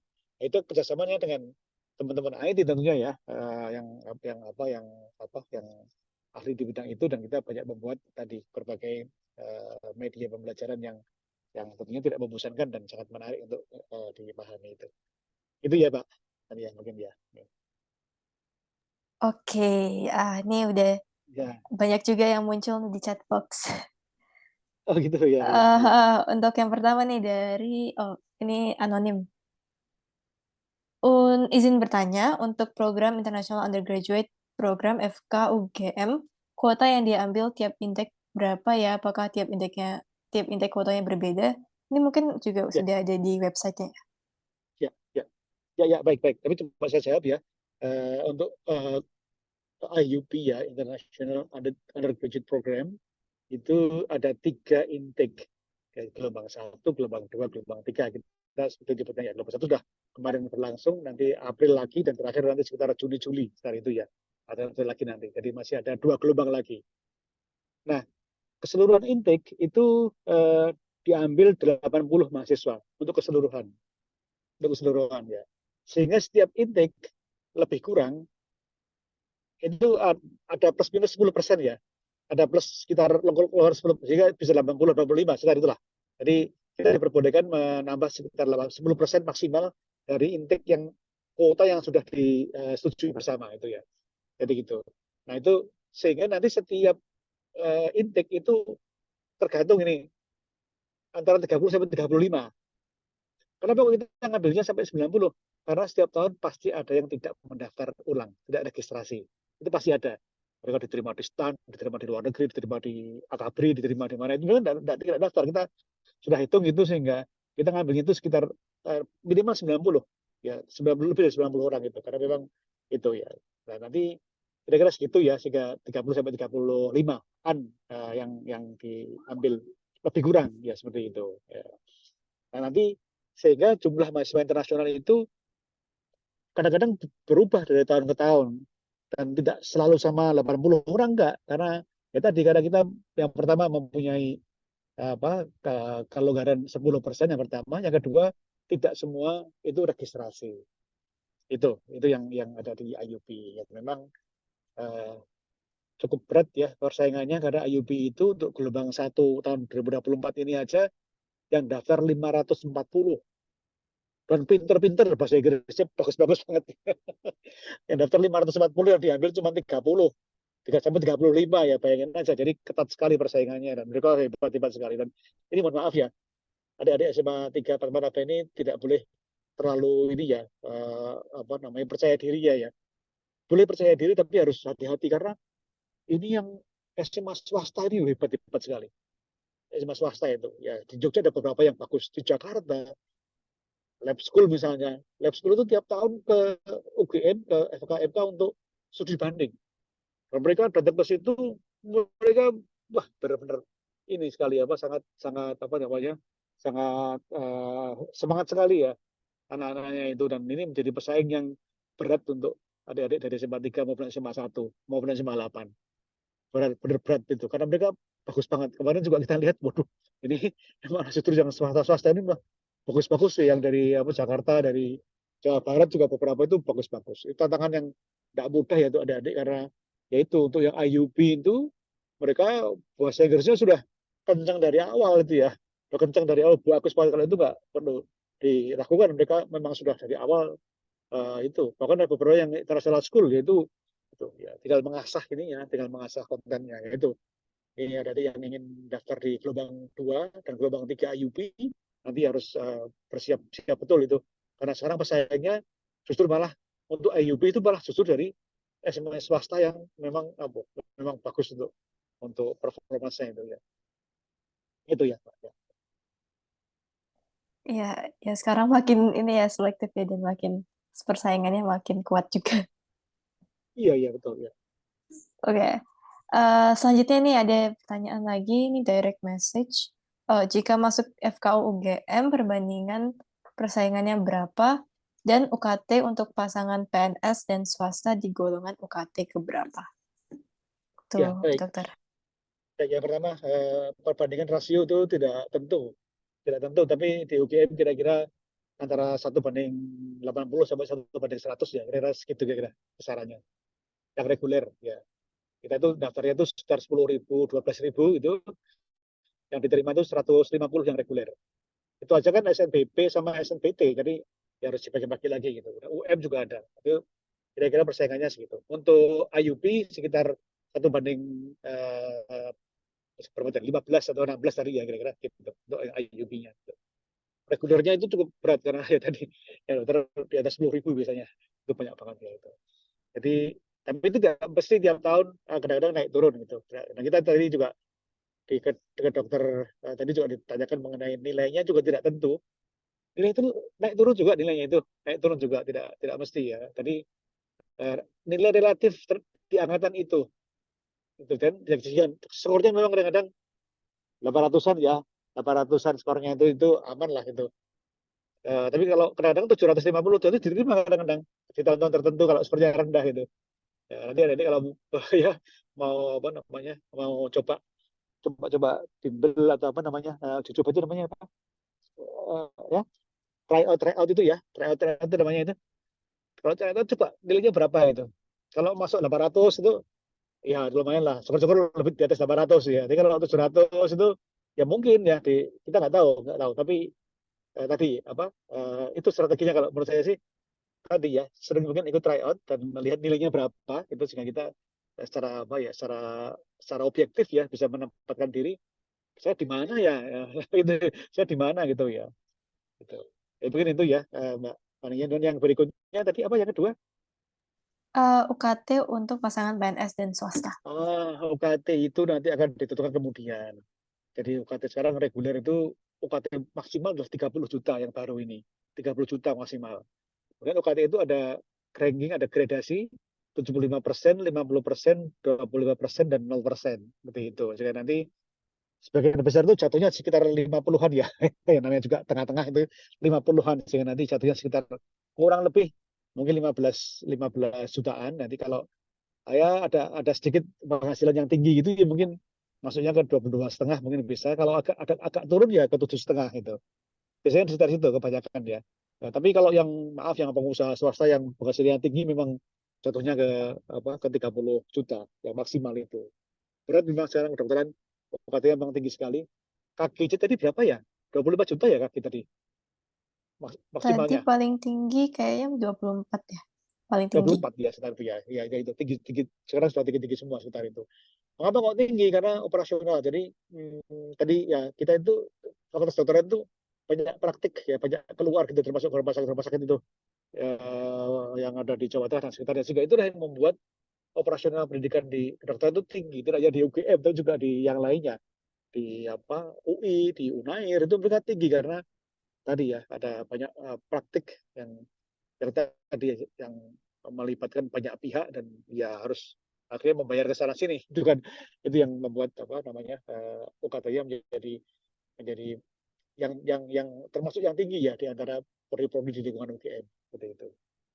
Nah kalau besarannya berapa nanti akan ditentukan satu tim. Tadi mungkin Dr. Pram sudah menyampaikan ya ada tim nanti yang akan mengklasifikasikan berdasarkan jadi setelah masuk setelah diterima, itu baru ditentukan UKT-nya. Jadi UKT itu ditentukan setelah diterima dulu, kemudian adik-adik nanti mengisi, ada isian itu, nama siapa ini, diri semuanya itu. Dari isian itulah kemudian yang diharapkan tentunya jujur ya isian ini ya, tidak dibuat-buat tapi apa adanya, ditentukanlah kemudian UKT-nya itu berapa. Gitu. Nah, bagi mereka yang tidak mampu, nanti akan ada tim khusus yang akan mendatangi rumah masing-masing itu. Cukup banyak kok. UKT yang 25 atau yang 0% itu cukup banyak dan nanti akan ada tim yang ke situ. Oh ya, jadi untuk yang kedokteran tadi 30 juta UKT unggul maksimalnya, untuk yang keperawatan 20 juta, untuk yang gizi 17,3 juta untuk tahun 2024. Maaf ya, jadi lagi-lagi untuk yang kedokteran, UKT unggul tertinggi itu adalah 30 juta, untuk keperawatan 20 juta, untuk gizi 17,5 juta. Itu berlaku flat sampai nanti lulus ya. Jadi tidak naik. Jadi misalnya angkatan 2024 di keperawatan UKT-nya misalnya 50%, jadi dapat 10 juta UKT-nya gitu ya. Itu flat ya berlaku. Kecuali ada sesuatu. Nah, ini yang menarik bahwa ada tim kami yang juga melibatkan mahasiswa dan fakultas dan prodi, itu yang memungkinkan perubahan UKT di tengah jalan. Mohon maaf misalnya ada musibah ya, misalnya maaf ya kalau ada keluarga yang tidak ada wafat misalnya, itu maaf nih, mungkin benar-benar tidak terjadi ya. Kedua usahanya bangkrut gitu kan, ya, atau yang sakit atau itu orang tuanya itu bisa mengajukan pengurangan UKT, dan itu ada tim nanti yang akan melihat dan menyusun dan membuktikan di lapangan benar apa tidak. Jadi di tengah jalan itu bisa saja UKT itu kemudian direvisi turun gitu kan, misalnya turun dari UKT yang 50% turun ke 25% itu bisa. Bahkan UKT yang tadinya itu bisa ke 0% bisa kalau memang betul-betul memenuhi syarat untuk tadi UKT 0% gitu. Itu bisa seperti itu. Ya. Oke, sekalian ini ya pertanyaan tentang UKT juga ini. Jadi setelah bayar UKT di tiap semester itu, apakah ada biaya-biaya lain yang harus dibayarkan? Ya, tidak ya. Bahkan untuk skripsi itu sudah seharusnya tidak lagi, karena sudah masuk di UKT itu. Jadi seluruh biaya-biaya yang ada namanya uang kuliah tunggal. Jadi sudah tidak ada lagi biaya selain uang kuliah tunggal pada saat program sarjana. Bahkan tesis pun kalau ikut proyek dosen yang dibiayai oleh fakultas, maka tentunya tidak perlu bayar. Kalau saya punya bimbingan S1 itu, ikut saya nggak usah bayar gitu kan, karena sudah ikut proyeknya dosen. Ya kalau fotokopi dan sebagainya tetap harus bayar ya. Fotokopi itu masih itu. Itu yang pertama. Yang kedua, saat profesi kan keluar kota itu, ya. Nah, beberapa tempat itu ada biaya asrama dan biaya makan. Ya itu juga tetap ada ya, tetap ada meskipun kita juga sudah menyediakan asrama, misalnya di Klaten misalnya itu ada asrama dokter muda di sana, itu bayarnya murah sekali ya, berapa 30.000 atau 25.000 ya gitu ya, dan sudah makanya di situ karena memang itu ada program dari fakultas yang mendukung asrama di Klaten sehingga bayarnya murah. Jadi adik-adik yang profesi itu tetap harus bayar ya untuk asrama dan makan. Tapi biaya di rumah sakitnya itu yang biaya sudah prodi masuk dalam UKT itu. Jadi adik-adik tidak perlu bayar langsung ke rumah sakit enggak. Tapi itu sudah masuk di UKT itu, dan yang membayarkan nanti adalah prodinya. Prodinya membayarkan ke rumah sakit. Adik-adik nggak usah bayar lagi untuk biaya-biaya yang terkait dengan rumah sakit. Ya seperti itu ya. Jadi itu ya. Kemudian yang tadi yang pembelajaran bahan-bahan itu sudah ada semuanya. Soft file itu semuanya ya. PowerPoint, catatan dan sebagainya itu sudah ada semuanya. Ya ketika adik-adik nanti mau mulai pembelajaran, buka blok 1 misalnya, begitu blok 1 dibuka, maka seluruh bahan itu ada di situ semua. Semua textbook, semua catatan, semua PowerPoint itu ada semua di situ, sehingga nggak perlu lagi beli buku. Kecuali mau cetak, jadi misalnya buku-buku itu mau yang dicetak ya itu harus beli. Dan memang ada adik-adik itu yang kalau saya lihat ada mahasiswa itu yang memang lebih suka megang buku. Memang ada lebih suka megang buku itu ada, ya itu nggak apa-apa. Bisa pinjam di perpus atau bisa cetak ya. Karena kita kerjasama sudah dapat license dari penerbitnya, ya boleh cetak di situ. Itu kalau keberat ya cetak ya tadi pinjam di perpus itu ada satu ya, ada beberapa eksemplar lah yang bisa dipinjam bergantian oleh dari mahasiswa. Terhitung ya, Mbak, yang untuk yang apa UKT ya, jadi sudah tidak apa perlu bayar yang lainnya lagi gitu. Oke, ini sebenarnya ada 2 pertanyaan lagi atau 3 ya ini. Ya, silahkan ya. Yang pertama ini dari Nia. Jadi izin bertanya, untuk FKUGM apakah untuk program IUP lulusannya mendapatkan double degree? Dan di tahun ketiga, apakah ada pembelajaran univ luar negeri yang bekerja sama dengan UGM? Dan univ luar negeri mana saja yang bekerja sama dengan UGM? Ya, terima kasih. Ini menarik ini. Jadi begini, FKUGM menawarkan ya double degree integrated program, tapi biayanya itu dari mahasiswa sendiri atau mencari beasiswa, dan itu memang tidak mudah mencari beasiswa. Ya, kami punya kerjasama dengan Melbourne University ya untuk intercalated program ini, dan yang baru adalah dengan Dundee University yang ada di Inggris ya, di Scotland ya, dan di University ya, itu bisa ke sana, kedua tempat itu ya. Cuman biayanya itu besar banget kalau yang mau mengambil intercalated master program. Jadi mohon maaf ya, ini kalau saya sampaikan di sini bahwa biayanya itu mendekati 1 miliar. Karena tuition fee dan biaya hidup itu ditanggung sendiri dan cukup mahal kalau di Eropa dan di UK ya, cukup mahal itu. Mungkin yang bisa kita nego adalah asramanya, bisa dinego gitu ya. Asramanya saja yang dinego. Tapi biaya hidup dan tuition fee itu harus bayar sendiri. Dan tadi kira-kira itu kalau dihitung-hitung itu sekitar ya tadi beberapa ratus juta lah, sekitar 700 sampai 800 juta. Sehingga sampai dengan saat ini sedikit sekali ada di IUP itu yang mau mengambil intercalated master program. Sebagian besar dari mereka adalah exposure saja. Exposure di sini hanya wajib beberapa SKS yang keluar negeri saja untuk exposure, mendapatkan pengalaman di luar negeri. Jadi ini wajib sifatnya. Kalau reguler nggak ada kewajiban keluar negeri. Tapi kalau IUP ada kewajiban exposure ke luar negeri beberapa SKS di semester 7. Seperti itu ya. Itu jadi hampir semuanya adik-adik yang IUP akhirnya mengambil yang program exposure. Itu karena lebih ringan dan itu yang pertama, yang lebih ringan dan lebih mungkin untuk dilakukan. Sekitar 6 SKS di luar negeri itu lebih ringan, sehingga itu seperti ongoing nanti ke luar negeri. Yang kedua, mengapa kok kalau intercalated itu kemudian tidak begitu menarik perhatian? Karena harus nambah 1 semester. Nanti koasnya mundur nanti. Koasnya mundur 1 semester. Ya, dan mereka terpisah dari teman-temannya. Kalau saya tanya itu juga berat juga loh. Maksudnya koas itu kemudian bareng dengan angkatan adik kelasnya. Itu tidak mudah itu ya. Jadi itu akhirnya adik-adik ini yang tadinya ragu-ragu menjadi tidak akhirnya. Karena tahu bahwa wah ini nanti bisa-bisa bareng sama adik kelas nih, gitu kan. Mereka agak enggan ya. Lebih baik ya bareng sama teman-teman bestinya seangkatan gitu ya, sehingga mereka akhirnya program ini ada ya. Kalau yang akan menempuh intercalated master program tetap kita fasilitasi, tapi jumlahnya sangat sedikit dan sangat terbatas sekali. Mungkin itu ya. Oke, terima kasih. Lalu ada dari Eni Suryandari, izin bertanya, saat harus melanjutkan studi di luar UGM, itu apakah lokasi rumah sakitnya akan dipilihkan UGM atau kita dapat memilih sendiri? Ya itu mohon maaf, ini yang memilihkan adalah fakultas yang memilihkan. Kalau beli sendiri nanti nggak merata nanti. Jadi itu seperti dibuat scheduling di awal tahun atau di awal semester. Jadi sekalian ketika masuk misalnya di bulan Februari masuk koas, maka jadwal Februari sampai Juli itu sudah ada. Dan itu sudah kita acak itu ya. Kita acak dari si A itu masuk.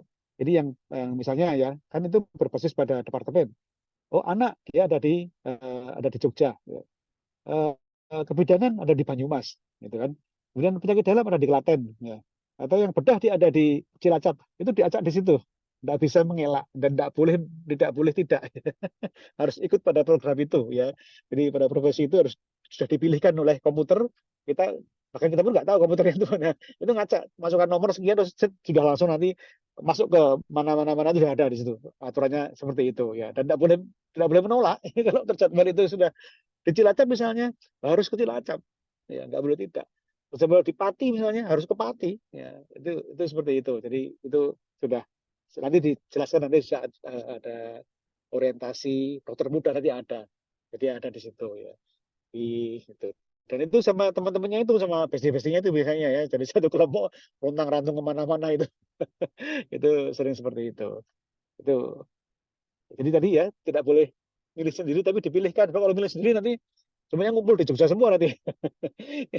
Itu nggak bisa seperti itu. Jadi harus dipilihkan dan justru malah yang stase di luar kota yang jauh-jauh itu malah justru mendapatkan kesempatan untuk melakukan semuanya itu mandiri. Gitu ya. Jadi ada beberapa yang malah senang dapat Cilacap itu malah senang banget karena udah kebayang lah kalau di Cilacap itu nanti akan mandiri dia.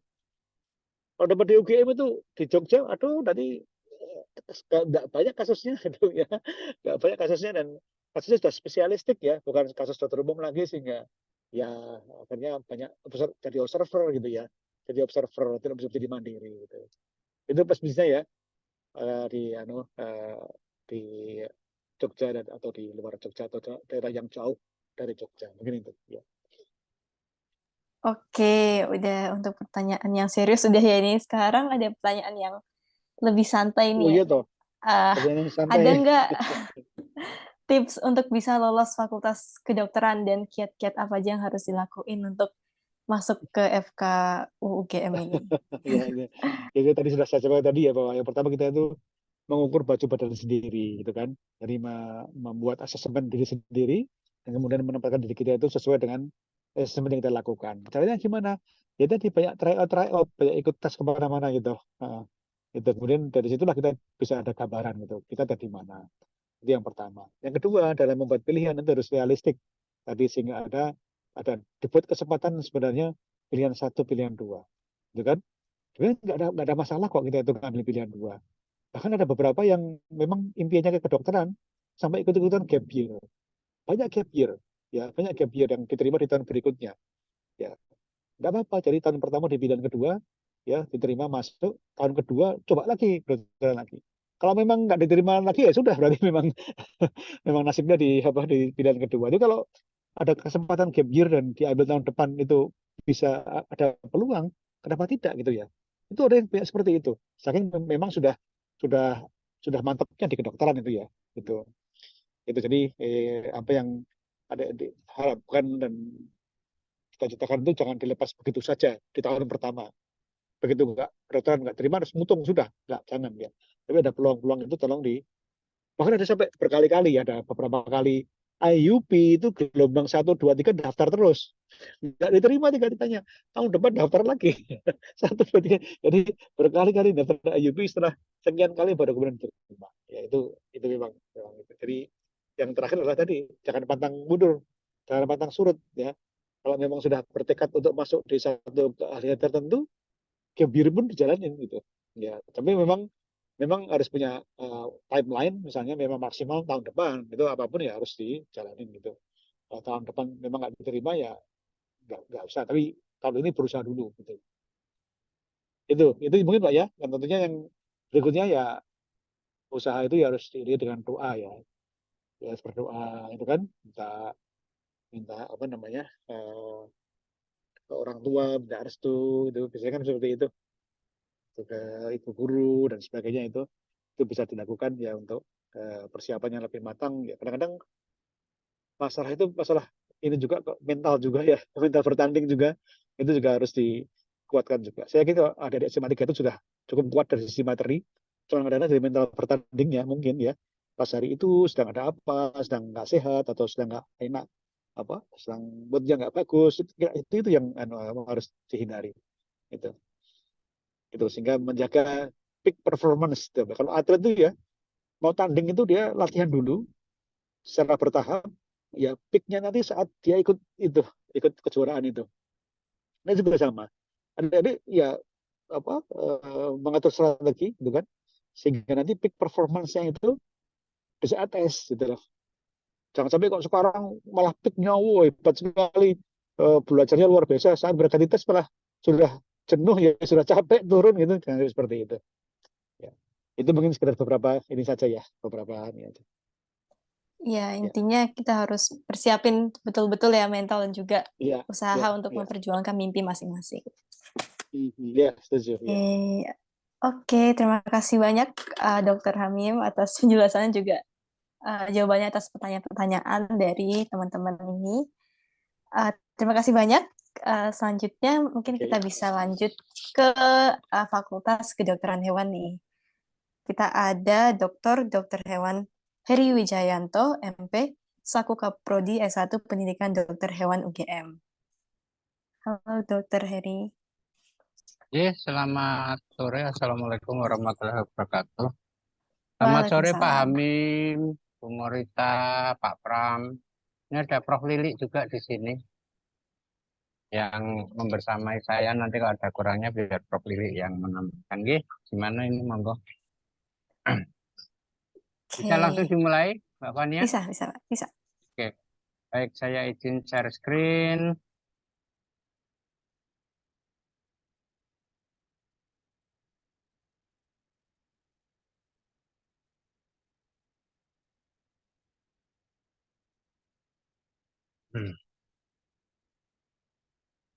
Gimana ya? Bentar.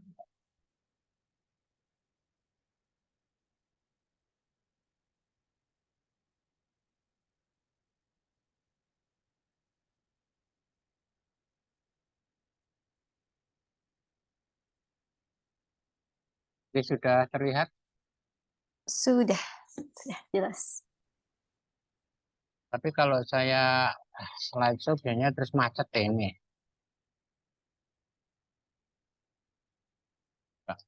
Jalan nggak ya? Bentar. Nggak jalan? Masih belum jalan. Nah, makanya kalau di slideshow terus jadi kayak, oke, kita pakai yang biasa aja, nggak usah Nggak slide. apa-apa.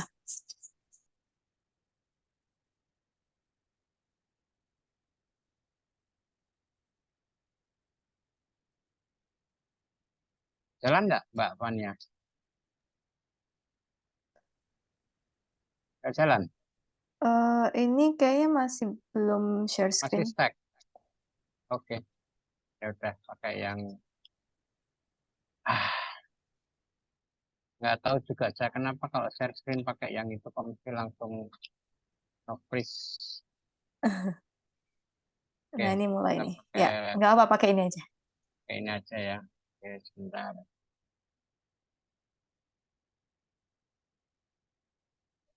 Nah, baik, selamat sore. Assalamualaikum warahmatullahi wabarakatuh. Salam sejahtera untuk kita semua. Ini yang terakhir kedokteran hewan, ya. Fakultas Kedokteran Hewan. Kalau yang tadi KU itu cukup banyak fakultasnya di Indonesia. Kita saat ini baru ada 12. 12, tapi dalam waktu dekat kelihatannya akan tambah lagi 3. Dan 3-3-nya ada di Sumatera Barat. Jadi belum terlalu banyak untuk kompetisi. Kita tidak setinggi kedokteran gigi dan dokter gigi dan dokter umum ya. Kemudian visi misi saya kira kita hampir sama. Saya lanjut saja. Nah, kita mulai dari jalur penerimaan seperti hanya FKG dan FKKMK tadi kami juga sama karena ini kebijakan dari pusat, ada SNBP, jalur prestasi, SNBT berbasis tes, kemudian ada jalur mandiri ya. Jalur mandiri ini sekarang ditambah dengan IUP. Jadi mulai 2024 ini Fakultas Kedokteran Hewan juga akan membuka program IUP. Kemarin kita belum dalam bentuk IUP, tetapi dalam bentuk kelas berbahasa Inggris. Nah, mulai tahun ini kita akan membuka program IUP. Kemudian proses pendidikan mirip dengan FKG dan FKKMK ya, karena kita ini jalur profesi, jadi ada undergraduate dengan gelar sarjana kedokteran hewan, kemudian nanti ditambah dengan 3 semester koas. Nah, untuk koas ini sama dengan FKKMK, Nanti sebagian dilakukan di kampus, sebagian lagi dilakukan di luar kampus karena kita punya wahana untuk pembelajaran itu sangat banyak di luar, cukup melimpah. Kalau di FKKMK tadi semua ditentukan oleh fakultas, oleh prodi. Kalau yang di FKH ini ada yang kita bisa milih sendiri, ya. Ada yang ditentukan oleh prodi, tapi ada juga yang mahasiswa diberi kesempatan untuk memilih sendiri. Kegiatan pembelajarannya umum sama ya, setiap dalam satu semester itu akan kita bagi dua. Pada tengah semester nanti ada ujian tengah semester yang didahului dengan perkuliahan, kemudian small group discussion itu sebenarnya tutorial mirip dengan blognya FKKMK ya.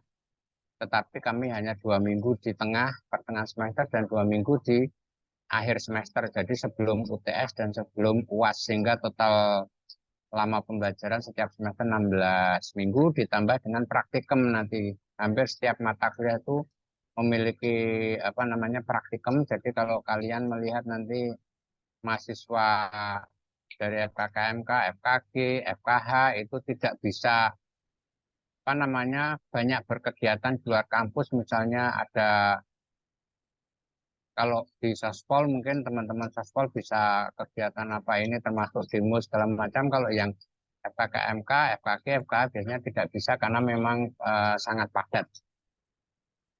Kemudian tata nilai saya kira ini bisa kita skip saja ya. Lalu lulusan kita itu diharapkan nanti memiliki kemampuan mampu melakukan pelayanan unggul, kemudian kemampuan manajerial yang tangguh, dapat menempatkan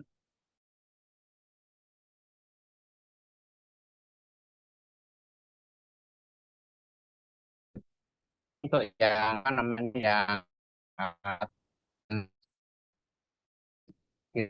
PPDH sebagai profesi ya. Kemudian juga nanti lanjut ke S2. Kami ada S2 dan ada S3. Jadi ada 4 prodi di kedokteran hewan. Prodi S1, PPDH, S2, dan S3. Tetapi paket pendidikan kedokteran hewan itu sampai dokter hewan. Jadi setiap siswa nanti akan menjalani undergraduate sampai sarjana ditambah dengan profesi di PPDH, lulusannya adalah dokter hewan. Struktur organisasi Witoso, wakil dekan satunya Dr. Agung, wakil dekan 2 Dr. Widakdo, dan wakil dekan 3-nya Profesor Aris Haryanto. Nah, ini adalah sarana pendukung yang ada di FKH.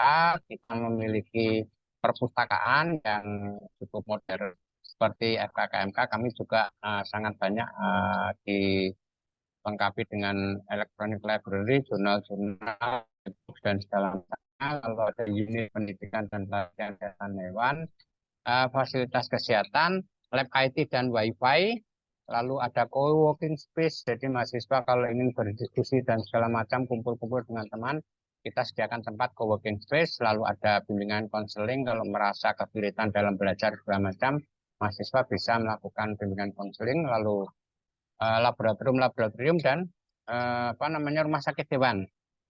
Rumah sakit hewan, kalau fasilitas olahraga kami ada dijadikan satu dengan co-working space. Jadi kalau mau nge-gym atau apa, kami ada peralatannya di sana. Lalu student body rata-rata kami 200 orang, jadi total dalam setiap angkatan 800-an ya.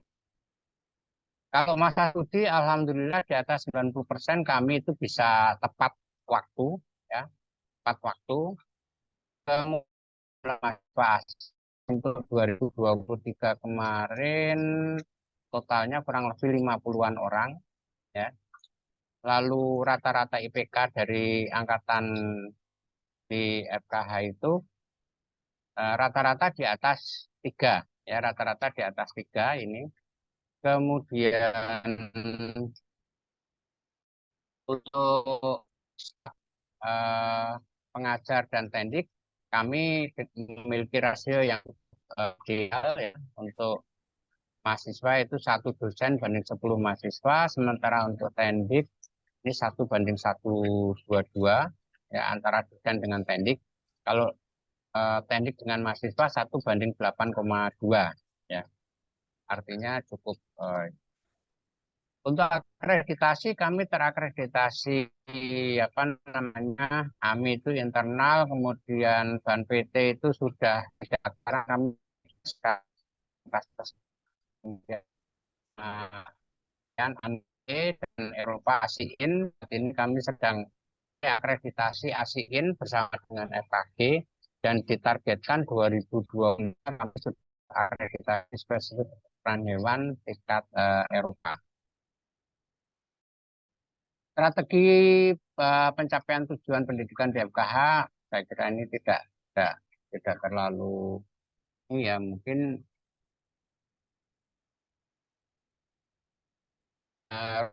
yang dengan Papri, dan kita juga merupakan satu-satunya fakultas kedokteran hewan yang memiliki aptek veteriner ya. Jadi satu-satunya fakultas kedokteran hewan veteriner berbeda dengan yang lain itu adalah fakultas kedokteran hewan, dan ini menjadi apa namanya trendsetter untuk pendidikan kedokteran hewan di Indonesia, sehingga sekarang asosiasi profesi mendampingi fakultas kedokteran hewan yang lain untuk juga bisa memiliki apotek khusus veteriner ya.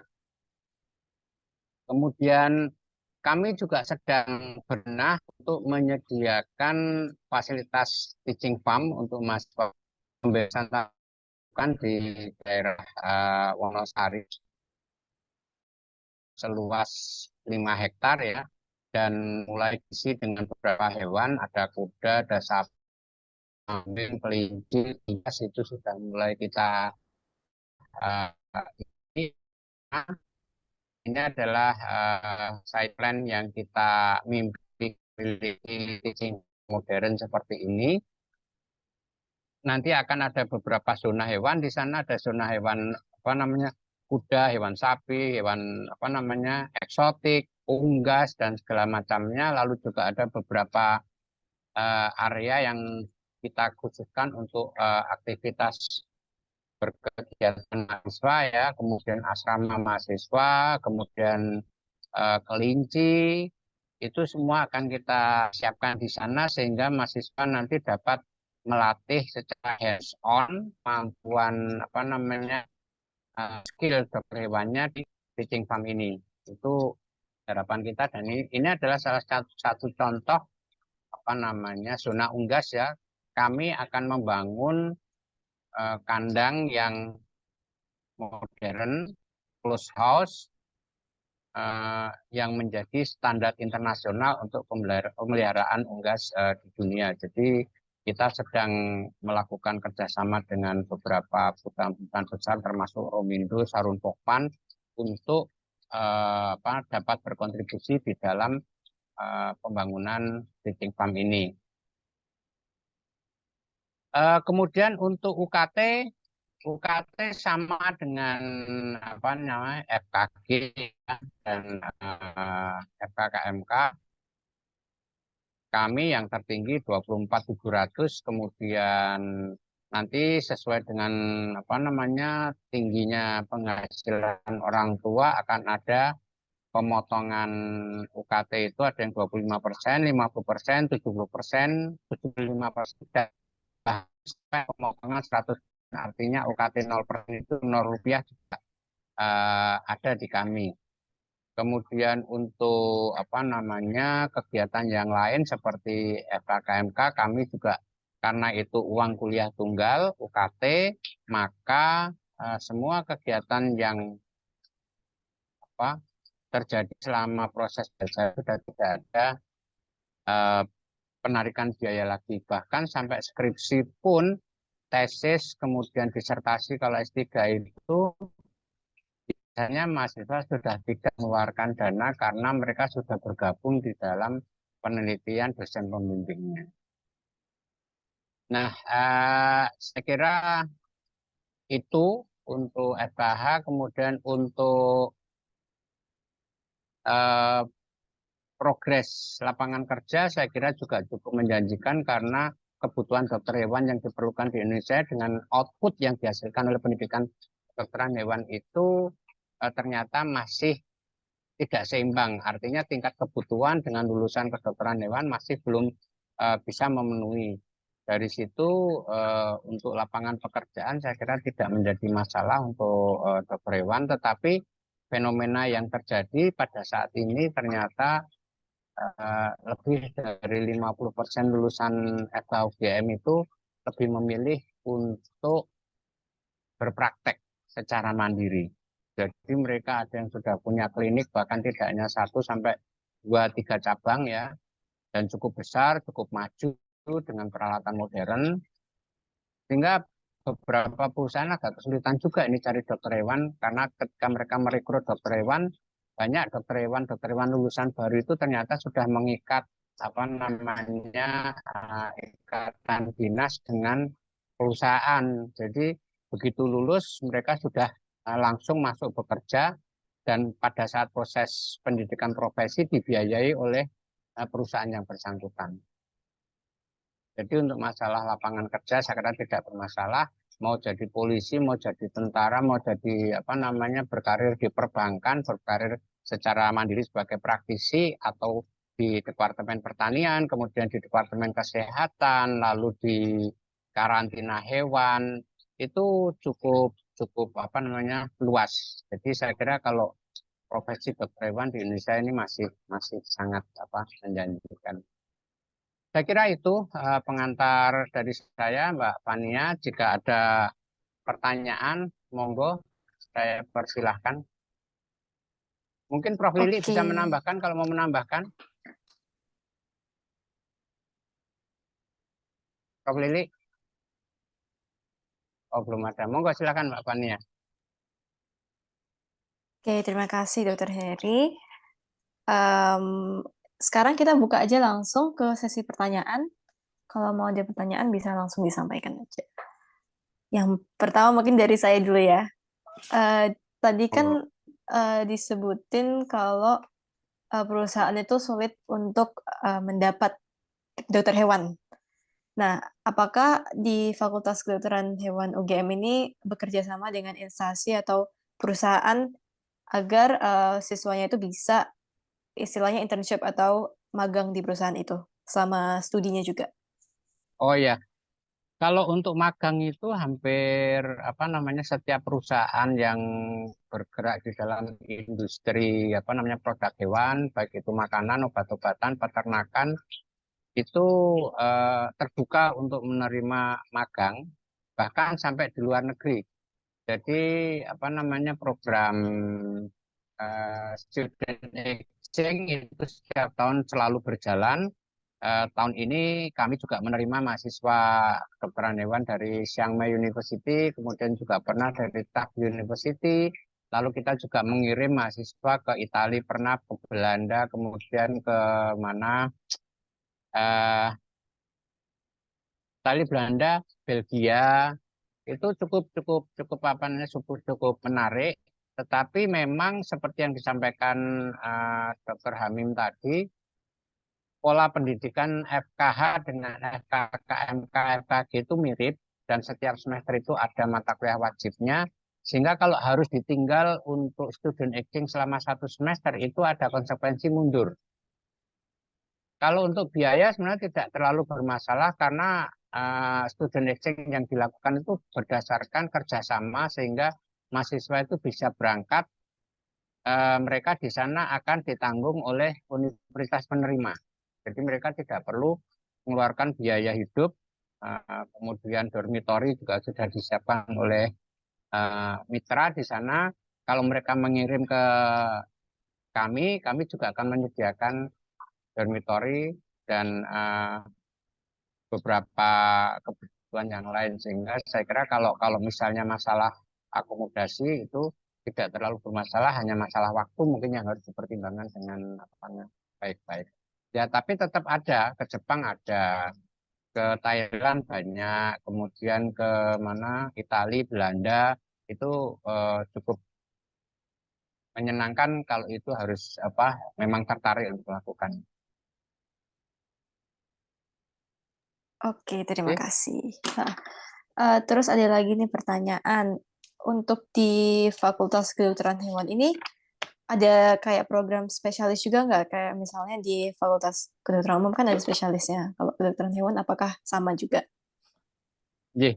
Sampai saat ini program spesialis memang belum secara resmi dibuka, sehingga beberapa dokter hewan itu mengasah program spesialisasinya itu dengan fokus pada ilmu-ilmu tertentu. Misalnya seperti saya fokus pada non-human primate, sehingga ketika saya mengambil S3, karena saya concern di situ, saya mengambil S3 yang memang jurusannya sesuai dengan interest of area saya. Tapi ada juga misalnya dosen lain tertarik pada exotic animal, maka mereka memfokuskan untuk belajar pada exotic animal. Seperti Prof. Lili di sini itu beliau itu mengkhususkan pada neuroscience, jadi ilmu tentang saraf. Dan itu sampai sekarang beliau konsisten, kalau mau di browsing publikasinya cukup banyak itu terkait dengan persarafan. Jadi spesialisasi secara formal kami memang belum, tetapi sudah ada pembahasan-pembahasan dari beberapa teman-teman yang terlibat di dalam Asosiasi Fakultas Kedokteran Hewan Indonesia. Mudah-mudahan dalam waktu dekat nanti ada, tapi sampai sekarang memang belum. Mungkin Prof. Lili mau menambahkan, monggo. Oke, terima kasih Dr. Heri. Ya, ini sebetulnya kesempatan ini menarik ya. Biasanya itu pertanyaan yang muncul itu apa bedanya peternakan dan kedokteran hewan gitu ya. Jadi kan dekat banget kan. Apalagi memang kami juga satu halaman ya. Nah, mungkin kalau dari sisi itu, tapi ini sekarang ini sangat baik sekali, sangat menarik juga ini. Jadi tim ini mengelompokkan kami kedokteran hewan itu dengan kedokteran gigi dan kedokteran. Kami memang sangat dekat ya, di situ juga. Hingga sampai di guyonan itu kami punya 2 kaki. Satu kaki itu di agro, jadi memang di kelompok ilmu pertanian, tapi satu kaki itu di ilmu kesehatan. Jadi kalau kementeriannya kami ikut kementerian secara ilmuwan ini ke agro, ya, Kementerian Pertanian. Tetapi akreditasi kami ikut dalam PTKes seperti teman-teman yang di kedokteran gigi, di kedokteran dan juga farmasi. Gitu. Jadi memang nggak bisa terpisahkan. Di bidang pekerjaan juga begitu. Kalau dengan peternakan, ya kalau di teman-teman peternakan lebih banyak ke manajemen, tapi kami di penyakitnya. Tapi kalau dengan teman-teman di kedokteran, bisa dibilang bahwa tidak ada obat yang tidak lewat ke dokter hewan dulu. Gitu. Jadi kalau uji obat, penemuan obat itu kan lagi in silico dengan komputer, kemudian in vitro itu di kultur sel, kemudian in vivo atau praklinik itu dengan hewan. Nah, fasilitas hewan dan juga kelayakan etik untuk penelitian penggunaan hewan, maka di situ harus ada dokter hewannya. Jadi sebelum nanti lolos dari uji praklinik, nanti baru masuk ke uji klinis. Nah, uji klinis itu nanti dokter yang berikan. Jadi sebetulnya itu sangat dekat. Selain memang ada banyak penyakit itu, tentu teman-teman dari Fatma tahu ada penyakit zoonosis yang itu nggak bisa tidak, maka harus diselesaikan bersama dokter dan dokter hewan. Gitu. Jadi nggak mungkin juga menyelesaikan sendiri.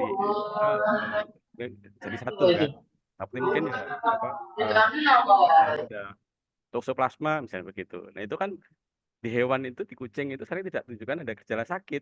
Tetapi kalau di orang itu bisa keguguran dan seterusnya. Nah itu memang nggak bisa dipisahkan. Jadi itu hal-hal yang banyak nih. Dan kalau tadi Dokter Heri menyampaikan tentang untuk yang menjadi akademisi, itu banyak dokter hewan yang juga menjadi dosen di Fakultas Kedokteran. Gitu. Saya sekarang nggak tahu kalau di FKKMK UGM dulu pernah ada. Ya. Bahkan yang dosen di farmasi dokter hewan juga ada. Di FK UMY itu ada dokter hewannya juga. Jadi di banyak universitas di Fakultas Kedokteran itu ada dokter hewannya yang memang diperlukan di situ juga. Gitu. Jadi kalau lapangan kerja kita luas. Dibilang bahwa masa tunggunya 0, jadi 0 bulan. Jadi belum lulus itu sudah kerja, sudah dapat pekerjaan kalau di situ. Tadi saya sampaikan jadi praktisi, ya itu memang yang paling banyak peminatnya di situ. Karena tinggal selesai nanti uji kompetensi terus pasang plan nama jadi dokter, itu banyak sekali. Tadi juga disampaikan tentang spesialis memang belum ada, tapi memang di kami kalau di kedokteran spesialisnya biasanya kan di bidang ke penyakit atau di kelompok bidang sistem tubuh. Tapi kalau di kami bisa dua-duanya. Di kelompok hewan, jenis hewannya tadi sampaikan ada hewan kesayangan, hewan besar, kemudian seperti animal, tapi juga bisa juga dari kelompok sakitnya, dokter bedah gitu. Itu dokter bidang reproduksi. Nah, itu ada. Jadi spesialis itu sangat luas. Pun demikian juga tadi terkait dengan apa untuk penggunaan hewan coba, itu juga ada asosiasi dokter hewan, praktisi hewan laboratorium. Karena memang di situ diperlukan dokter hewan untuk mengelola fasilitas hewan lab dan tadi menentukan kelayakan uji menggunakan hewan lab itu salah satunya harus ada dokter hewannya. Itu mungkin yang bisa saya tambahkan. Enggak Pak Fani.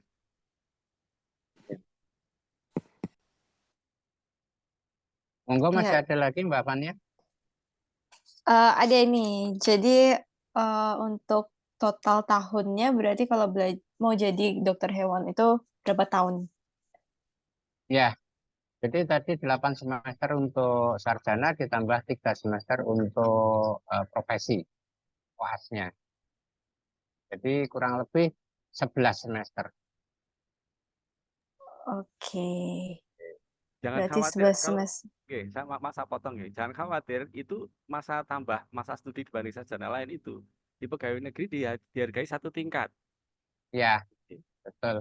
Jadi Ya, jadi kalau teman-teman sarjana dari prodi yang lain, selain profesi ya, itu lulus mereka 3A, tapi kalau kami, dokter, mungkin dokter gigi juga itu nanti 3B. Langsung 3B pangkatannya. nah, satu tingkat itu kalau di jalur naik pangkat secara reguler itu 4 tahun.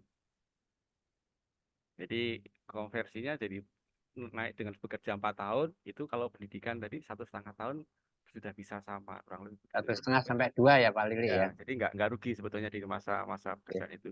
Di kepolisian juga di apa ABRI itu juga kalau di kepolisian di ABRI itu ketika masuk sama, tetapi nanti ke jenjang kapten ya kalau di tentara itu mestinya 2 tingkat kan, Letnan 2, Letnan 1, kapten itu belum 8 tahun.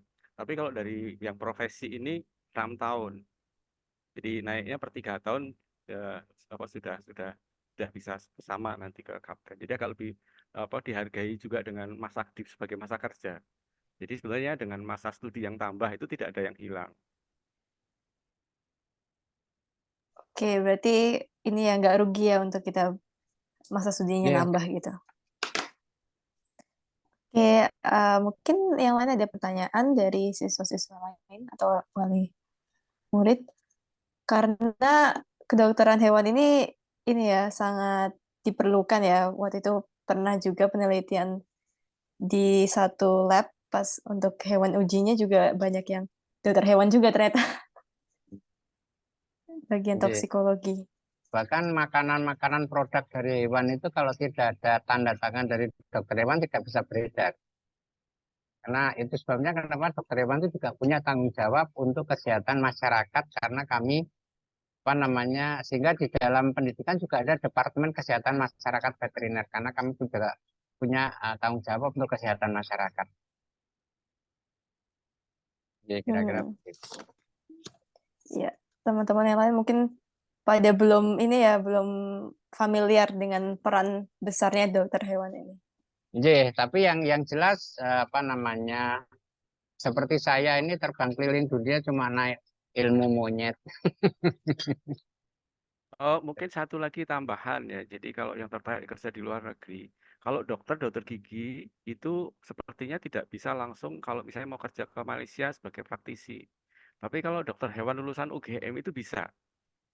Jadi beberapa alumni kami itu ke Malaysia itu wawancara pun hanya dengan by phone ya, by phone atau video call gitu, terus nanti diterima, lolos dia berangkat, kemudian ke beberapa klinik di Malaysia itu hampir tiap tahun ada. Sehingga juga kemudian ini hampir setiap tahun itu ada teman-teman dari Malaysia yang untuk belajar ke FK UGM karena begitu pulang ya mereka langsung bisa apa bisa kerja di klinik.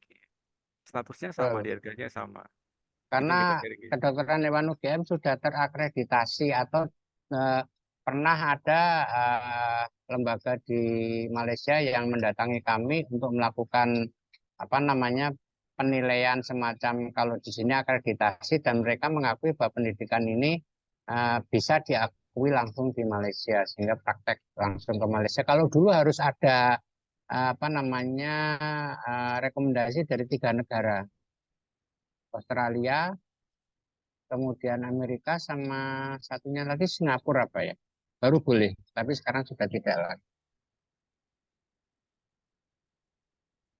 Oke, jadi sangat fleksibel ya kalau mau kerja di luar negeri. Pokoknya kalau Ya. untuk para profesi kedokteran hewan itu saya kira kita masih banyak membutuhkan lah negara ini di segala lini, di segala bidang. Bahkan yang di perbankan pun kami banyak sekali dokter hewan.